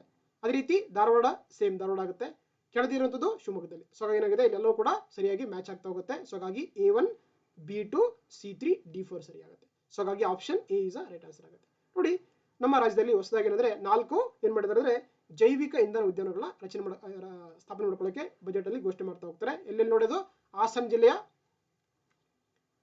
ಜಿಲ್ಲೆಯ ಮಡೇನೂರು, ಯಾದಗಿರಿ ಜಿಲ್ಲೆಯ ತಿಂತಣಿಯಲ್ಲಿ, ಅದೇ ರೀತಿ ಶಿವಮೊಗ್ಗ ಇದರಲ್ಲೇ ಯಾವುದು ಧಾರವಾಡದಲ್ಲಿ, ಅದೇ ರೀತಿ ಶಿವಮೊಗ್ಗದ ಕೆಳದಿ ಶಿವಪ್ಪನ ಕೃಷಿ ಇದ್ರಲ್ಲಿ ಮಾಡ್ತೀನಿ ಅಂತ ಹೇಳ್ತಾರೆ. ಓಕೆನಾ. ಸೊ ಇವೆಲ್ಲ ಏನಾಗಿದೆ ಅಂದ್ರೆ ಬಯೋಫ್ಯೂಯಲ್ ಪಾರ್ಕ್ಸ್ ಅಂತ ಕರಿತೀವಿ. ಸೊ ಹಾಗಾಗಿ ಆಪ್ಷನ್ ಎ ಎಲ್ಲವೂ ಕೂಡ ಸರಿಯಾಗಿ ಹೊಂದಾಣಿಕೆ ಆಗಿದೆ. ಸೊ ಹಾಗಾಗಿ option A is right answer ಆಗುತ್ತೆ. ನೆಕ್ಸ್ಟ್ ನೋಡ್ತಾ 76ನೇ ಪ್ರಶ್ನೆ, ಜೈವಿಕ ಇಂಧನ ಸಂಶೋಧನೆ ಮತ್ತು ಗುಣಮಟ್ಟ ಭರವಸೆ ಪ್ರಯೋಗಾಲಯವನ್ನ ಎಲ್ಲಿ ಸ್ಥಾಪಿಸಲಾಗಿದೆ ಅಂತ ಕೊಟ್ಟಿದ್ದಾರೆ. ಹೌದಾ. ವಾಟ್ ಈಸ್ ಇಂಗ್ಲಿಷ್ ಅಲ್ಲಿ ಏನಿದೆ ನೋಡಿ, bio energy research and quality assurance laboratory establish ಅಂತ ಕೇಳ್ತಾರೆ. ಅದು ಎಲ್ಲಿ ಅಂತಂದ್ರೆ ನಮ್ಮ ಬೆಂಗಳೂರಲ್ಲಿ ಸ್ಥಾಪನೆ ಮಾಡ್ಕೊಳ್ಳೋಕೆ ಅವಕಾಶ ಕೊಟ್ಟಿದ್ದಾರೆ. ಸೊ ಹಾಗಾಗಿ option B Bengaluru is right answer ಆಗುತ್ತೆ. ನೋಡಿ ನಮಗೆ ಸರ್ವದಲ್ಲಿ ಮೆನ್ಷನ್ ಮಾಡ್ತಾ ಹೋಗ್ತಾರೆ, bio energy research and quality assurance laboratory ಮಾಡಿದ್ದಾರೆ. ಎಲ್ಲಿ ಮಾಡಿದ್ರನ್ನ, ಸೊ ಏನು KSDB ಬೆಂಗಳೂರಿನ ಏನು ಕೃಷಿ ವಿಜ್ಞಾನ ವಿದ್ಯಾಲಯದಲ್ಲಿ ಈ ಒಂದು ಲ್ಯಾಬೊರೇಟರಿ ಮಾಡಿದ್ದಾರೆ. ಓಕೆನಾ. ಇದರ ಮುಖ್ಯ ಉದ್ದೇಶ ಏನಂತಂದ್ರೆ, ಸೊ ಪ್ರಯೋಗಗಳು ಪರೀಕ್ಷೆ ಮತ್ತು ಮಾಪನಾಂಕ ನಿರ್ಣಯ ಪ್ರಯೋಗಗಳು ಏನಂದ್ರೆ ಇದು ಮಾಡುತ್ತೆ, ಒಂದು ಇದು ಮಾಡ್ತಾ ಹೋಗುತ್ತೆ. ಸೊ ವಿಶೇಷವಾಗಿ ಅಂದ್ರೆ ಬಯೋ ಎನರ್ಜಿಗೆ ಸಾಕಷ್ಟು ರಿಸರ್ಚ್ಗೆ ಅವಕಾಶ ಕೊಡ್ತಾ ಹೋಗುತ್ತೆ ಅಂತ ಹೇಳ್ಬೋದು ಈ ಒಂದು ಪ್ರಯೋಗ ಅಂತ ಕರೀತಾರೆ. ಸೊ ಹಾಗಾಗಿ option B is right answer ಆಗುತ್ತೆ. ನೆಕ್ಸ್ಟ್ ನೋಡ್ತಾ 77 ಪ್ರಶ್ನೆ, ಮಹಾತ್ಮ ಗಾಂಧಿ ಗ್ರಾಮೀಣ ಇಂಧನ ಮತ್ತು ಅಭಿವೃದ್ಧಿ ಸಂಸ್ಥೆ ಡ್ಯಾಶ್ ಅಥವಾ ಕೆಳಗಿನ ಇವರಿಗೆ ತರಬೇತಿ ನೀಡುತ್ತದೆ ಕೊಟ್ಟಿದ್ದಾರೆ. The Mahatma Gandhi institute of rural energy and development provides training to ಅಂತ ಕೇಳ್ತಾರೆ. ಸೊ ಇದೇನಂದ್ರೆ ಇದು ಎಲ್ಲರಿಗೂ ಕೊಡ್ತಾ ಹೋಗುತ್ತೆ. ಯಾರಿಗೆ, ಗ್ರಾಮೀಣ ಸ್ಥಳೀಯ ಸಂಸ್ಥೆಗಳ ಚುನಾಯಿತ ಪ್ರತಿನಿಧಿಗಳಿಗೆ, ಅಂದ್ರೆ elected representative of the rural local bodies ಇವರಿಗೆ ಕೊಡ್ತಾ ಹೋಗುತ್ತೆ. ಅದೇ ರೀತಿ ಶಾಲಾ ಕಾಲೇಜು ವಿದ್ಯಾರ್ಥಿಗಳು ಮತ್ತು ಶಿಕ್ಷಕರಿಗೆ, ಅಂದ್ರೆ school and college students and teachers ಅಂತಿದೆ, ಇವರಿಗೂ ಕೊಡ್ತಾ ಹೋಗುತ್ತೆ. ಅದೇ ರೀತಿ ಸ್ವಸಹಾಯ ಗುಂಪುಗಳು ಮತ್ತು ಸರ್ಕಾರೇತರ ಸಂಸ್ಥೆಗಳಿಗೆ ಕೊಡ್ತಾ ಹೋಗುತ್ತೆ, ಅಂದ್ರೆ ಸೆಲ್ಫ್ ಹೆಲ್ಪ್ ಗ್ರೂಪ್ ಮತ್ತು ನಾನ್ ಗವರ್ಮೆಂಟ್ ಆರ್ಗನೈಸೇಷನ್ ಕೊಡ್ತಾ ಹೋಗುತ್ತೆ. ಸೊ ಹಾಗಾಗಿ ಆಪ್ಷನ್ ಡಿ ಎಲ್ಲವೂ ಕೂಡ ಸರಿ ಆಗ್ತಾ ಹೋಗುತ್ತೆ ಅಂತ ಹೇಳ್ಬೋದು. All of the above is the right answer ಆಗ್ತಾ ಹೋಗುತ್ತೆ. ನೋಡಿ ನಮಗೆ ಸರ್ವದಲ್ಲಿ ಮೆನ್ಷನ್ ಮಾಡ್ತಾ ಹೋಗ್ತಾರೆ, ಒಂದು ಸಂಸ್ಥೆ ಮಾಡಿದ್ದಾರೆ, ಯಾವುದು, ಮಹಾತ್ಮ ಗಾಂಧಿ ಗ್ರಾಮೀಣ ಇಂಧನ ಮತ್ತು ಅಭಿವೃದ್ಧಿ ಸಂಸ್ಥೆ ಅಂತ ಕರೀತಾರೆ. ಸೊ ಮಹಾತ್ಮ ಗಾಂಧಿ ಏನಿದೆ ಗ್ರಾಮೀಣ ಇಂಧನ ಮತ್ತು ಅಭಿವೃದ್ಧಿ ಸಂಸ್ಥೆ ಅಂತ ಮಾಡಿದ್ದಾರೆ. ಇದರ ಮುಖ್ಯ ಉದ್ದೇಶ ಅಂದ್ರೆ ಏನ್ ಮಾಡುತ್ತೆ, ಆಕ್ಚುಲಿ ವಿಶೇಷವಾಗಿ ಇದು ಪ್ರಾಥಮಿಕವಾಗಿ ಗ್ರಾಮೀಣ ಸ್ಥಳೀಯ ಸಂಸ್ಥೆಗಳ ಚುನಾಯಿತ ಪ್ರತಿನಿಧಿಗಳಿಗೆ, ಅಂದ್ರೆ ರಿಪ್ರೆಸೆಂಟೇಟಿವ್ಗಳಿಗೆ, ಗ್ರಾಮೀಣಾಭಿವೃದ್ಧಿ ಮತ್ತು ಪಂಚಾಯತ್ ರಾಜ್ ಸಂಬಂಧಿತ ಇಲಾಖೆಗಳ ಅಧಿಕಾರಿಗಳಿಗೆ, ಶಾಲಾ ಕಾಲೇಜು ವಿದ್ಯಾರ್ಥಿಗಳಿಗೆ, ಶಿಕ್ಷಕರುಗಳಿಗೆ, ಮಹಿಳಾ ಸರ್ಕಾರೇತರ ಸಂಸ್ಥೆಗಳಿಗೆ, ಎನ್ಜಿಒಗಳಿಗೆ ಏನ್ ಮಾಡುತ್ತೆ ಆಕ್ಚುಲಿ ಇದು ಟ್ರೈನ್ ಮಾಡ್ತಾ ಹೋಗುತ್ತೆ. ಓಕೆನಾ. ಯಾವ್ದ್ರ ಬಗ್ಗೆ ಟ್ರೈನ್ ಮಾಡುತ್ತೆ, ಇಂಧನ ಉಳಿತಾಯದ ಬಗ್ಗೆ, ಪರಿಸರ ಸಂರಕ್ಷಣೆ ಬಗ್ಗೆ, ಮಳೆ ನೀರು ಕೊಯ್ಲು ಬಗ್ಗೆ, ವಾಟರ್ ಹಾರ್ವೆಸ್ಟಿಂಗ್ ಬಗ್ಗೆ, ರೈನ್ ವಾಟರ್ ಹಾರ್ವೆಸ್ಟಿಂಗ್ ಬಗ್ಗೆ, ಅರಣ್ಯೀಕರಣದ ಬಗ್ಗೆ, ಅದೇ ರೀತಿ ನವೀಕರಿಸುವ ಇಂಧನ ಬಗ್ಗೆ, ಹಾಗೆ ನಾಯಕತ್ವ ಬಗ್ಗೆ ಏನ್ ಮಾಡುತ್ತೆ ಆಕ್ಚುಲಿ ಒಂದು ಜಾಗೃತಿಯ ತರಬೇತಿ ಕೊಡುವುದು ಈ ಒಂದು ಸಂಸ್ಥೆ ಮುಖ್ಯ ಉದ್ದೇಶ ಆಗಿದೆ. ಸೊ ಹಾಗಾಗಿ ಆಪ್ಷನ್ ಡಿ ಎಲ್ಲವೂ ಕೂಡ ಸರಿ ಆಗ್ತಾ ಹೋಗುತ್ತೆ. ಎಸ್. ನೆಕ್ಸ್ಟ್ ನೋಡ್ತಾ 78 ಪ್ರಶ್ನೆ, ಗ್ರಾಮೀಣ ರಸ್ತೆ ಕಾರ್ಯಕ್ರಮಗಳಿಗೆ ಸಂಬಂಧಪಟ್ಟಂತೆ ಈ ಕೆಳಗಿನವುಗಳಲ್ಲಿ ಯಾವ ಹೇಳಿಕೆಯು ಸರಿ ಅಂತ ಕೊಟ್ಟಿದ್ದಾರೆ. Which of the following statements correct regarding the rural road programme ಅಂತ ಕೊಟ್ಟಿದ್ದಾರೆ. ನೋಡ್ತಾ ಹೋಗೋಣ. ಫಸ್ಟ್ ಸ್ಟೇಟ್ಮೆಂಟ್, ಪ್ರಧಾನಮಂತ್ರಿ ಗ್ರಾಮ ಸಡಕ್ ಯೋಜನೆ, ನಮ್ಮ ಗ್ರಾಮ ನಮ್ಮ ರಸ್ತೆ ಮತ್ತು ಸಿಎಂ ಅಂದ್ರೆ ಮುಖ್ಯಮಂತ್ರಿ ರಸ್ತೆ ಅಭಿವೃದ್ಧಿ ಯೋಜನೆಗಳು ಗ್ರಾಮೀಣ ರಸ್ತೆ ಅಭಿವೃದ್ಧಿಗಳ ಯೋಜನೆಗಳಿಗೆ ಸಂಬಂಧಪಟ್ಟಂತೆ ಕೊಟ್ಟಿದ್ದಾರೆ. ಎಸ್, ಹೌದಲ್ವಾ. ಏನು ಸ್ಕೀಮ್ ಇದೆಯಲ್ಲ ಕೂಡ ಏನಾಗಿದೆ, they are related to the rural connectivity programme ಅಂತ ಕರೀತಾರೆ. ಸೊ ಹಾಗಾಗಿ ಫಸ್ಟ್ ಸ್ಟೇಟ್ಮೆಂಟ್ ಸರಿಯಾಗಿದೆ. ಅದೇ ರೀತಿ ಈ ಪ್ರಧಾನಮಂತ್ರಿ ಗ್ರಾಮ ಸಡಕ್ ಯೋಜನೆ ಅಡಿಯಲ್ಲಿ 500 ಮತ್ತು ಅದಕ್ಕಿಂತ ಹೆಚ್ಚಿನ ಜನಸಂಖ್ಯೆ ಹೊಂದಿರುವಂತಹ ಜನವಸತಿಗಳಿಗೆ ರಸ್ತೆ ಸಂಪರ್ಕಿಸುವುದು ಈ ಪ್ರಧಾನಮಂತ್ರಿ ಗ್ರಾಮ ಸಡಕ್ ಯೋಜನೆ ಮುಖ್ಯ ಉದ್ದೇಶ ಕೊಟ್ಟಿದ್ದಾರೆ. ಎಸ್, ಹಾಗಾಗಿ ಇದು ಕೂಡ ಸರಿಯಾಗ್ತಾ ಹೋಗುತ್ತೆ. ಸೊ ಹಾಗಾಗಿ ನಮ್ಗೆ ಏನಾಗುತ್ತೆ ಇಲ್ಲಿ ಆಪ್ಷನ್ ಸಿ 1 ಮತ್ತು 2 ಕೂಡ ಸರಿಯಾಗುತ್ತೆ. So option C both 1 and 2 are correct ಆಗ್ತಾ ಹೋಗುತ್ತೆ. ನೋಡಿ ನೋಡ್ತಾ ಹೋಗೋಣ. ಗ್ರಾಮೀಣ ಸಂಪರ್ಕ ಅಂತ ಬಂದಾಗ ಅಥವಾ ರೂರಲ್ ಕನೆಕ್ಟಿವಿಟಿ ಅಂತ ಬಂದಾಗ ಹಲವಾರು ಯೋಜನೆ ಮಾಡ್ತಾ ಹೋಗುತ್ತೆ. ನೋಡಿ ನಮ್ಮ ರಾಜ್ಯದಲ್ಲಿ ಬಂದಾಗ ಎಷ್ಟಂದ್ರೆ ಎಷ್ಟಿದೆ, ಗ್ರಾಮೀಣ ರಸ್ತೆ ಬಂದು 1,98,496 ಕಿಲೋಮೀಟರ್ ಆಗಿದೆ. ನಮ್ಮ ರಾಜ್ಯದಲ್ಲಿ ಗ್ರಾಮೀಣ ರಸ್ತೆಗಳ ಒಂದು ವಿಸ್ತೀರ್ಣವಾಗಿರುವಂತದ್ದಾಗಿದೆ. ಸೊ ಅದರಲ್ಲಿ ಹಲವಾರು ಸ್ಕೀಮ್ ಮಾಡಿದ್ದಾರೆ. ಯಾವ್ದಾವುದು, ಪ್ರಧಾನಮಂತ್ರಿ ಗ್ರಾಮ ಸಡಕ್ ಯೋಜನೆ ಇದೆ, ಅದೇ ರೀತಿ ನಮ್ಮ ಗ್ರಾಮ ನಮ್ಮ ರಸ್ತೆ ಯೋಜನೆ ಇದೆ, ಹಾಗೆ ಮುಖ್ಯಮಂತ್ರಿ ಗ್ರಾಮೀಣ ರಸ್ತೆ ಅಭಿವೃದ್ಧಿ ಯೋಜನೆ ಇದೆ. ಸೊ ಇವೆಲ್ಲ ಉದ್ದೇಶ ಏನಂದ್ರೆ ಆಕ್ಚುಲಿ ಗ್ರಾಮೀಣ ರಸ್ತೆಗಳ ಅಭಿವೃದ್ಧಿ ಮಾಡುವುದು ಈ ಯೋಜನೆಗಳ ಮುಖ್ಯ ಉದ್ದೇಶವಾಗಿದೆ. ಸೊ ಅದರಲ್ಲಿ ವಿಶೇಷವಾಗಿ ಬಂದಾಗ ನೋಡ್ತಾ ಹೋಗೋಣ. ಏನು ಪ್ರಧಾನಮಂತ್ರಿ ಗ್ರಾಮ ಸಡಕ್ ಯೋಜನೆ ಇದೆಯಲ್ಲ, ಇದು ಯಾವ ಅಪ್ಲೈ ಆಗುತ್ತೆ ಅಂದ್ರೆ ಯಾವ ಪ್ರದೇಶದಲ್ಲಿ 500 ಅದಕ್ಕಿಂತ ಜಾಸ್ತಿ ಜನ ಇರ್ತಾರೆ ಅಲ್ಲಿ ಏನ್ ಮಾಡ್ತಾರೆ ಆಕ್ಚುಲಿ ಈ ಒಂದು ಪ್ರಧಾನಮಂತ್ರಿ ಗ್ರಾಮ ಸಡಕ್ ಯೋಜನೆ ಏನ್ ಮಾಡ್ತಾರೆ ರಸ್ತೆಗಳ ನಿರ್ಮಾಣ ಮಾಡ್ತಾ ಹೋಗ್ತಾರೆ. ಸೊ ಹಾಗಾಗಿ option C both 1 and 2 are the right ಆಗುತ್ತೆ. ನೆಕ್ಸ್ಟ್ ನೋಡ್ತಾ 79ನೇ ಪ್ರಶ್ನೆ, ಕಲ್ಯಾಣ ಪಥ ಮತ್ತು ಪ್ರಗತಿ ಪಥ ಕಾರ್ಯಕ್ರಮಗಳಿಗೆ ಸಂಬಂಧಪಟ್ಟಂತೆ ಈ ಕೆಳಗಿನವುಗಳಲ್ಲಿ ಯಾವ ಹೇಳಿಕೆಯು ತಪ್ಪಾಗಿದೆ ಅಂತ ಕೊಟ್ಟಿದ್ದಾರೆ. Which of the following statements are incorrect regarding the Kalyana Patha and ಪ್ರಗತಿ ಪಥ ಅಂತ ಕೇಳ್ತಾರೆ. ನೋಡ್ತಾ ಕಲ್ಯಾಣ ಪಥ ಕಾರ್ಯ ಯೋಜನೆಯಡಿ ಕಲ್ಯಾಣ ಕರ್ನಾಟಕದ ಪ್ರದೇಶದ 38 ಗ್ರಾಮೀಣ ವಿಧಾನಸಭಾ ಕ್ಷೇತ್ರಗಳಲ್ಲಿ ಒಟ್ಟು 1150 ಕಿಲೋಮೀಟರ್ ರಸ್ತೆಗಳ ಅಭಿವೃದ್ಧಿಪಡಿಸಿ ಕೊಟ್ಟಿದ್ದಾರೆ. ಎಸ್, ಈ ಸ್ಟೇಟ್ಮೆಂಟ್ ಸರಿಯಾಗಿದೆ. ಎರಡನೇ ನೋಡಿ, ಪ್ರಗತಿ ಪಥ ಯೋಜನೆಯಲ್ಲಿ 189 ಗ್ರಾಮೀಣ ವಿಧಾನಸಭಾ ಕ್ಷೇತ್ರಗಳಲ್ಲಿ ಒಟ್ಟು 7110 ಕಿಲೋಮೀಟರ್ ರಸ್ತೆ ನಿರ್ಮಾಣ ಮಾಡೋದು ಉದ್ದೇಶದಿಂದ ಕೊಟ್ಟಿದ್ದಾರೆ. ಸೊ ಇದು ಕೂಡ ಕರೆಕ್ಟ್ ಆಗುತ್ತೆ. ಅದೇ ರೀತಿ ಮೂರನೇ ನೋಡೋದಾದ್ರೆ ಈ ರಸ್ತೆಗಳನ್ನ ಪ್ರಧಾನಮಂತ್ರಿ ಗ್ರಾಮ ಸಡಕ್ ಯೋಜನಾ ಮಾದರಿಯಲ್ಲಿ ನಿರ್ಮಿಸಲಾಗಿದೆ ಕೊಟ್ಟಿದ್ದಾರೆ. ಇದು ಕೂಡ ಸರಿಯಾಗುತ್ತೆ. ಸೊ ಇಲ್ಲಿ ಕೊಟ್ಟಂತ ಯಾವ ಹೇಳಿಕೆ ಕೂಡ ತಪ್ಪಾಗಿಲ್ಲ. ಹಾಗಾಗಿ ಆಪ್ಷನ್ ಡಿ ಏನಾಗುತ್ತೆ, ನನ್ ಆಫ್ ದಿ ಅಬೋವ್ ಅಥವಾ ಮೇಲಿನಗಳು ಯಾವುದಾದ್ರು ಸರಿಯಾಗುತ್ತೆ. ಸೊ ಹಾಗಾಗಿ option D is a right answer ಆಗ್ತಾ ಹೋಗುತ್ತೆ. ಸರಿ, ನೋಡ್ತಾ ನೋಡಿ, ಎರಡು ಸ್ಕೀಮ್ ಮಾಡಿದ್ದಾರೆ ಲಾಸ್ಟ್ ಇಯರ್ ಅಲ್ಲಿ. ಒಂದು ಪ್ರಗತಿ ಪಥ ಯೋಜನೆ ಅಂತಿದೆ, ಇನ್ನೊಂದು ಕಲ್ಯಾಣ ಪಥ ಅಂತ ಮಾಡಿದ್ದಾರೆ. ಕಲ್ಯಾಣ ಪಥದ ಹೆಸರು ಹೇಳ್ತದೆ, ಇದು ವಿಶೇಷವಾಗಿ ಕಲ್ಯಾಣ ಕರ್ನಾಟಕದ 38 ಗ್ರಾಮೀಣ ವಿಧಾನಸಭಾ ಕ್ಷೇತ್ರಗಳು ಎಷ್ಟಂದ್ರೆ 1105 ಕಿಲೋಮೀಟರ್ ರಸ್ತೆ ಮಾಡೋದು ಈ ಕಲ್ಯಾಣ ಪಥ ಯೋಜನೆ ಮುಖ್ಯ ಉದ್ದೇಶವಾಗಿದೆ. ಅದೇ ರೀತಿ ಪ್ರಗತಿ ಪಥ ಯೋಜನೆ ಅಂತಂದ್ರೆ ಆಕ್ಚುಲಿ ನೋಡಿ ಸುಮಾರು 189 ಗ್ರಾಮೀಣ ಪ್ರದೇಶ ವಿಧಾನಸಭಾ ಕ್ಷೇತ್ರಗಳಲ್ಲಿ ಎಷ್ಟಂತಂದ್ರೆ 9450 ಕಿಲೋಮೀಟರ್ ಉದ್ದದ ರಸ್ತೆ ಮಾಡೋದು ಈ ಯೋಜನೆ ಮುಖ್ಯ ಉದ್ದೇಶವಾಗಿದೆ. ಸೊ ಹಾಗಾಗಿ ಇಲ್ಲಿ ಕೊಟ್ಟಂತ ಎಲ್ಲ ಹೇಳಿಕೆ ಸರಿಯಾಗಿದೆ. ಹಾಗಾಗಿ option D is a right answer ಆಗುತ್ತೆ. ಎಸ್, ಓಕೆನಾ. ನೆಕ್ಸ್ಟ್ 80ನೇ ಪ್ರಶ್ನೆ ನೋಡ್ತಾ ಮಹಾತ್ಮ ಗಾಂಧಿ ರಾಷ್ಟ್ರೀಯ ಗ್ರಾಮೀಣ ಉದ್ಯೋಗ ಖಾತ್ರಿ ಯೋಜನೆಗೆ ಸಂಬಂಧಪಟ್ಟಂತೆ ಈ ಕೆಳಗಿನವುಗಳಲ್ಲಿ ಯಾವ ಹೇಳಿಕೆಯು ಸರಿಯಾಗಿದೆ ಅಂತ ಕೊಟ್ಟಿದ್ದಾರೆ. ನೋಡ್ತಾ which of the following statements correct regarding the MG NREGA scheme ಅಂತ ಇದೆ. ಫಸ್ಟ್ ನೋಡ್ತಾ ವಯಸ್ಕ ಸದಸ್ಯರ ಪ್ರತಿ ಗ್ರಾಮೀಣ ಕುಟುಂಬದಲ್ಲಿ ಒಂದು ಹಣಕಾಸು ವರ್ಷದಲ್ಲಿ 100 ದಿನಗಳ ಕೂಲಿ ಉದ್ಯೋಗ ಒದಗಿಸುವಂಥದ್ದು ಈ ಯೋಜನೆ ಮುಖ್ಯ ಉದ್ದೇಶದಿಂದ ಕೊಟ್ಟರೆ. ಎಸ್, ಇದು ಸರಿಯಾಗಿದೆ. ಅದೇ ರೀತಿ ಎರಡನೇ ನೋಡ್ತಾ ಇದಕ್ಕೆ ಕೌಶಲ್ಯ ರಹಿತ ದೈಹಿಕ ಶ್ರಮದ ಕಾರ್ಮಿಕರ ಅಗತ್ಯ ಅಂತ ಕರೀತಾರೆ. ಅದನ್ನು ಇದಕ್ಕೆ ಅಂದ್ರೆ ಅನ್ಸ್ಕಿಲ್ಡ್ ಮ್ಯಾನ್ಯುವಲ್ ಲೇಬರ್ ಅಂತ ಕರೀತಾರೆ. ಅಂದ್ರೆ ಈ ಒಂದು ಯೋಜನೆಯಲ್ಲಿ ಕೆಲಸ ಮಾಡಬೇಕಾದ್ರೆ ಯಾವುದೇ ರೀತಿಯ ಒಂದು ಕೌಶಲ್ಯದ ಅವಶ್ಯಕತೆ ಇಲ್ಲ ಅಂತ ಹೇಳ್ತೀನಿ. ಯಾರು ಬೇಕಾದ್ರೂ ಕೆಲಸ ಮಾಡಬಹುದು, ಬಟ್ ಅವ್ರನ್ನಾಗಿರ್ಬೇಕು 18 ವರ್ಷ ಮೇಲ್ಬಿಟ್ಟಿರ್ಬೇಕು. ಹಾಗಾಗಿ ಎರಡನೇ ಹೇಳಿಕೆ ಕೂಡ ಸರಿಯಾಗಿದೆ. ಮೂರನೇ ನೋಡ್ತಾ ಕಾರ್ಮಿಕರಿಗೆ 90-10 ರೇಷಿಯೋ ಅನುಪಾತದಲ್ಲಿ ಭಾರತ ಸರ್ಕಾರ ಮತ್ತು ಕರ್ನಾಟಕ ಸರ್ಕಾರ ನಡುವೆ ಹಣಕಾಸು ಕೊಡ್ತವೆ ಅಂತ ಹೇಳ್ತಾರೆ. ಜೊತೆಗೆ ಸಾಮಗ್ರಿ ಅನುಪಾತ ಬಂದಾಗ ಎಷ್ಟಂದ್ರೆ 60-40 ಅಂತ ಹೇಳ್ತಾರೆ. ಎಸ್, ಹಾಗಾಗಿ ಇದು ಕೂಡ ಸರಿಯಾಗ್ತಾ ಹೋಗುತ್ತೆ. ಸೊ ಹಾಗಾಗಿ ಏನಾಗುತ್ತೆ, ಸೊ ಮೇಲೆಲ್ಲೋ ಕೂಡ ಸರಿಯಾಗಿದೆ. ಹಾಗಾಗಿ option D all of the above right ಆಗುತ್ತೆ. ನೋಡಿ, ನೋಡ್ತಾ ಮೆನ್ಷನ್ ಮಾಡ್ತಾ ಹೋಗ್ತಾರೆ. ಯಾವ್ದಾ ಸ್ಕೀಮ್ ವೆರಿ ಇಂಪಾರ್ಟೆಂಟ್ ಸ್ಕೀಮ್ ಅಂತ ಕರಿತೇವೆ. ಮಹಾತ್ಮ ಗಾಂಧಿ ರಾಷ್ಟ್ರೀಯ ಗ್ರಾಮೀಣ ಉದ್ಯೋಗ ಖಾತ್ರಿ ಯೋಜನೆ ಮಾಡಿದ್ದಾರೆ. ಇದನ್ನ 2005 ಲಾಂಚ್ ಮಾಡ್ತಾ ಹೋಗ್ತಾರೆ. ಯಾರು ಮಾಡಿದ್ದಾರೆ ಅದನ್ನ? Ministry of the rural development and panchayat Raj ಮಾಡಿದೆ. ಈ ಯೋಜನೆಯನ್ನ ಜಾರಿಗೆ ಮಾಡಿದೆ. ಸೊ ಇದರ ಮುಖ್ಯ ಉದ್ದೇಶ ಅಂದ್ರೆ 100 ದಿನಗಳ ಕಡ್ಡಾಯ ಕೆಲಸ ಕೊಡುವುದು ಈ ಯೋಜನೆ ಮುಖ್ಯ ಉದ್ದೇಶವಾಗಿದೆ. ಸೊ ಹಾಗಾಗಿ ಏನು ಪೇಮೆಂಟ್ ಬರುತ್ತೆ ಏನ್ ಮಾಡ್ತಾರೆ 90-10 ಕೊಡ್ತಾ ಹೋಗ್ತಾರೆ. ಅದೇ ರೀತಿ ಸಾಮಗ್ರಿ ಬಂದಾಗ 60-40 ಅಲ್ಲಿ ಏನಂದ್ರೆ ಇದೊಂದು ಸೆಂಟ್ರಲಿ ಸ್ಪಾನ್ಸರ್ಡ್ ಸ್ಕೀಮ್ ಆಗಿ ಕೆಲಸ ಮಾಡ್ತಾ ಹೋಗುತ್ತೆ. ಓಕೆನಾ. ಸೊ ರೀಸೆಂಟ್ ಏನ್ ಮಾಡಿದ್ರು ನೋಡಿ, ಆಕ್ಚುಲಿ ಈ ಸ್ಕೀಮ್ ಅನ್ನ ಚೇಂಜ್ ಮಾಡಿದ್ದಾರೆ. ಏನ್ ಮಾಡಿದ್ರೆ ಸ್ಕೀಮ್ ಅನ್ನ ತೆಗೆದಾಕಿ ಬೇರೆ ಸ್ಕೀಮ್ ಮಾಡಿದ್ದಾರೆ. ಯಾವ ಸ್ಕೀಮ್ ಮಾಡಿದ್ರೆ ಅದನ್ನ VBG ರಾಮ್ಜಿ ಅಂತ ಕರೀತಾರೆ. ಹೊಸ ಸ್ಕೀಮ್ ಏನಂಗಂದ್ರೆ VB ಅಂದ್ರೆ ವಿಕಸಿತ ಭಾರತ್, G ಅಂದ್ರೆ ಗ್ಯಾರಂಟಿ, ರಾಮ್ ಅಂದ್ರೆ ರೋಜ್ಗಾರ್ ಅಜೀವಿಕಾ ಮಿಷನ್, G ಅಂದ್ರೆ ಗ್ರಾಮೀಣ ಅಂತ ಕರೀತಾರೆ. ಓಕೆನಾ. ಸೊ ಮೊದಲು ಎಷ್ಟು ಕೊಡ್ತಿದ್ರು MG ನರೇಗಾದಲ್ಲಿ 100 ಡೇಸ್ ಗ್ಯಾರಂಟಿ ಕೆಲಸ ಕೊಡ್ತಿದ್ರು. ಈಗ ಏನ್ ಮಾಡಿದ್ರೆ ಅದನ್ನ 125ಗೆ ಜಾಸ್ತಿ ಮಾಡಿದ್ದಾರೆ ಈ ಒಂದು VBG ರಾಮ್ಜಿ ಸ್ಕೀಮ್ ಅಲ್ಲಿ. ಗೊತ್ತಿರ್ಬೇಕು ನಿಮಗೆ, ಸ್ವಲ್ಪ ಇದ್ರ ಬಗ್ಗೆ ಕೇರ್ಫುಲ್ ಆಗಿ ನೋಡ್ಕೊಳ್ಳಿ. ರೈಟ್. ಸೊ ಹಾಗಾಗಿ option D is right answer ಆಗುತ್ತೆ. ನೆಕ್ಸ್ಟ್ ನೋಡ್ತಾ 85ನೇ ಪ್ರಶ್ನೆ, ರಾಜೀವ್ ಗಾಂಧಿ ಪಂಚಾಯತ್ ರಾಜ್ ಫೆಲೋಶಿಪ್ ಯೋಜನೆಗೆ ಸಂಬಂಧಪಟ್ಟಂತೆ ಈ ಕೆಳಗಿನವುಗಳಲ್ಲಿ ಯಾವ ಹೇಳಿಕೆಯು ತಪ್ಪಾಗಿದೆ ಅಂತ ಕೊಟ್ಟಿದ್ದಾರೆ.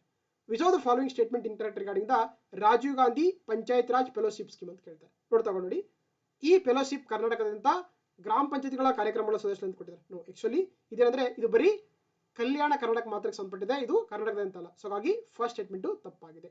ಎರಡನೇದು ಇದು 2 ವರ್ಷಗಳ ಅವಧಿ ಅಂತ ಕೊಟ್ಟಿದ್ದಾರೆ. ಎಸ್, ಇದು 2 ಇಯರ್ಸ್ ಟರ್ಮ್ ಇರುತ್ತೆ. ಮೂರನೇದು ಈ ಫೆಲೋಶಿಪ್ ಯೋಜನೆಯಲ್ಲಿ ಸ್ಟೇಫೆಂಡ್ ಮೊತ್ತವು ತಿಂಗಳಿಗೆ 60,000 ಕೊಡ್ತಾರೆ ಅಂತ ಕೊಟ್ಟರೆ. ಇದು ಕೂಡ ಸರಿಯಾಗಿದೆ. ಸೊ ಹಾಗಾಗಿ ಏನಾಗುತ್ತೆ ನಮಗೆ ಆಪ್ಷನ್ ಎ ತಪ್ಪಾಗುತ್ತೆ.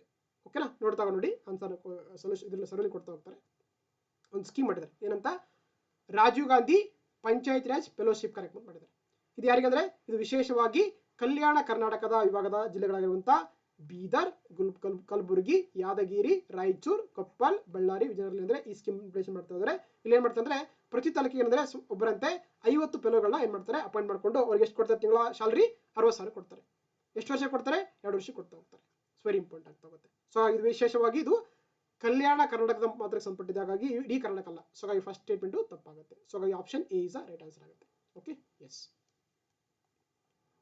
ನೆಕ್ಸ್ಟ್ ನೋಡ್ತಾ 88ನೇ ಪ್ರಶ್ನೆ, ಪಂಚಾಯತ್ ರಾಜ್ ಸಂಸ್ಥೆಗಳಿಗೆ ಸಂಬಂಧಪಟ್ಟಂತೆ ಈ ಕೆಳಗಿನವುಗಳಲ್ಲಿ ಯಾವ ಹೇಳಿಕೆಯು ಸರಿ ಅಂತ ಕೊಟ್ಟಿದ್ದಾರೆ.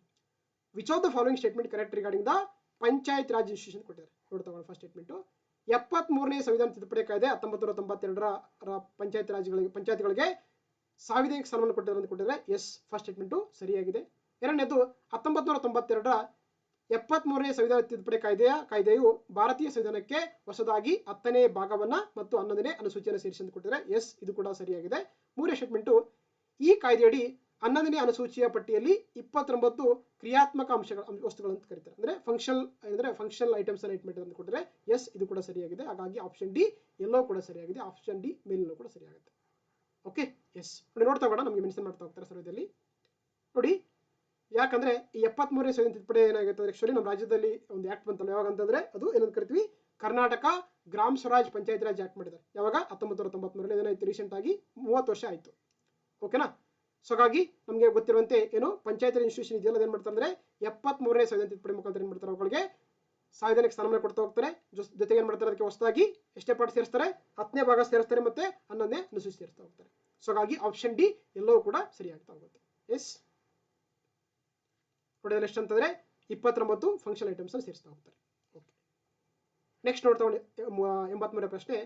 ಕೂಸಿನ ಮನೆ ಎಂಬ ಶಿಶು ಪಾಲನಾ ಕೇಂದ್ರಗಳನ್ನ ಯಾವ ಯೋಜನೆಯಡಿ ಅತಿ ಹೆಚ್ಚು ಮಾನವ ದಿನಗಳನ್ನ ಸೃಜಿಸಿರುವ ಗ್ರಾಮ ಪಂಚಾಯತಿಗಳಲ್ಲಿ ಪ್ರಾರಂಭಿಸಲು ಗುರಿ ಹೊಂದಲಾಗಿದೆ ಅಂತ ಕೊಟ್ಟಿದ್ದಾರೆ. ಒಂದು ಸ್ಕೀಮ್ ಮಾಡಿದ್ದಾರೆ, ಏನಂದ್ರೆ ಕೂಸಿನ ಮನೆ ಸ್ಕೀಮ್ ಅಂತ ಕರೀತಾರೆ. ಯಾವ ಸ್ಕೀಮ್ ಮಾಡಿದ್ರನ್ನ ಅದು ವಿಶೇಷವಾಗಿ ಮಹಾತ್ಮ ಗಾಂಧಿ ನರೇಗಾ MG ನರೇಗಾ ಯೋಜನೆಯಲ್ಲಿ ಈ ಒಂದು ಸ್ಕೀಮ್ ಮಾಡ್ತಾ ಹೋಗ್ತಾರೆ. ಸೊ ಹಾಗಾಗಿ option B is a right answer ಆಗುತ್ತೆ. ನೋಡಿ ಮೆನ್ಷನ್ ಮಾಡ್ತಾರೆ, ನೋಡ್ತಾ ಹೋಗೋಣ. ಕೂಸಿನ ಮನೆ ಯೋಜನೆ ಮಾಡಿದ್ದಾರೆ. ಇದನ್ನ ವಿಶೇಷವಾಗಿ ಅಂದ್ರೆ ಮಹಾತ್ಮ ಗಾಂಧಿ ನರೇಗಾ ಅಂದ್ರೆ MG ನರೇಗಾ ಸ್ಕೀಮ್ ಅಲ್ಲಿ ಮಾಡ್ತಾ ಹೋಗ್ತಾರೆ.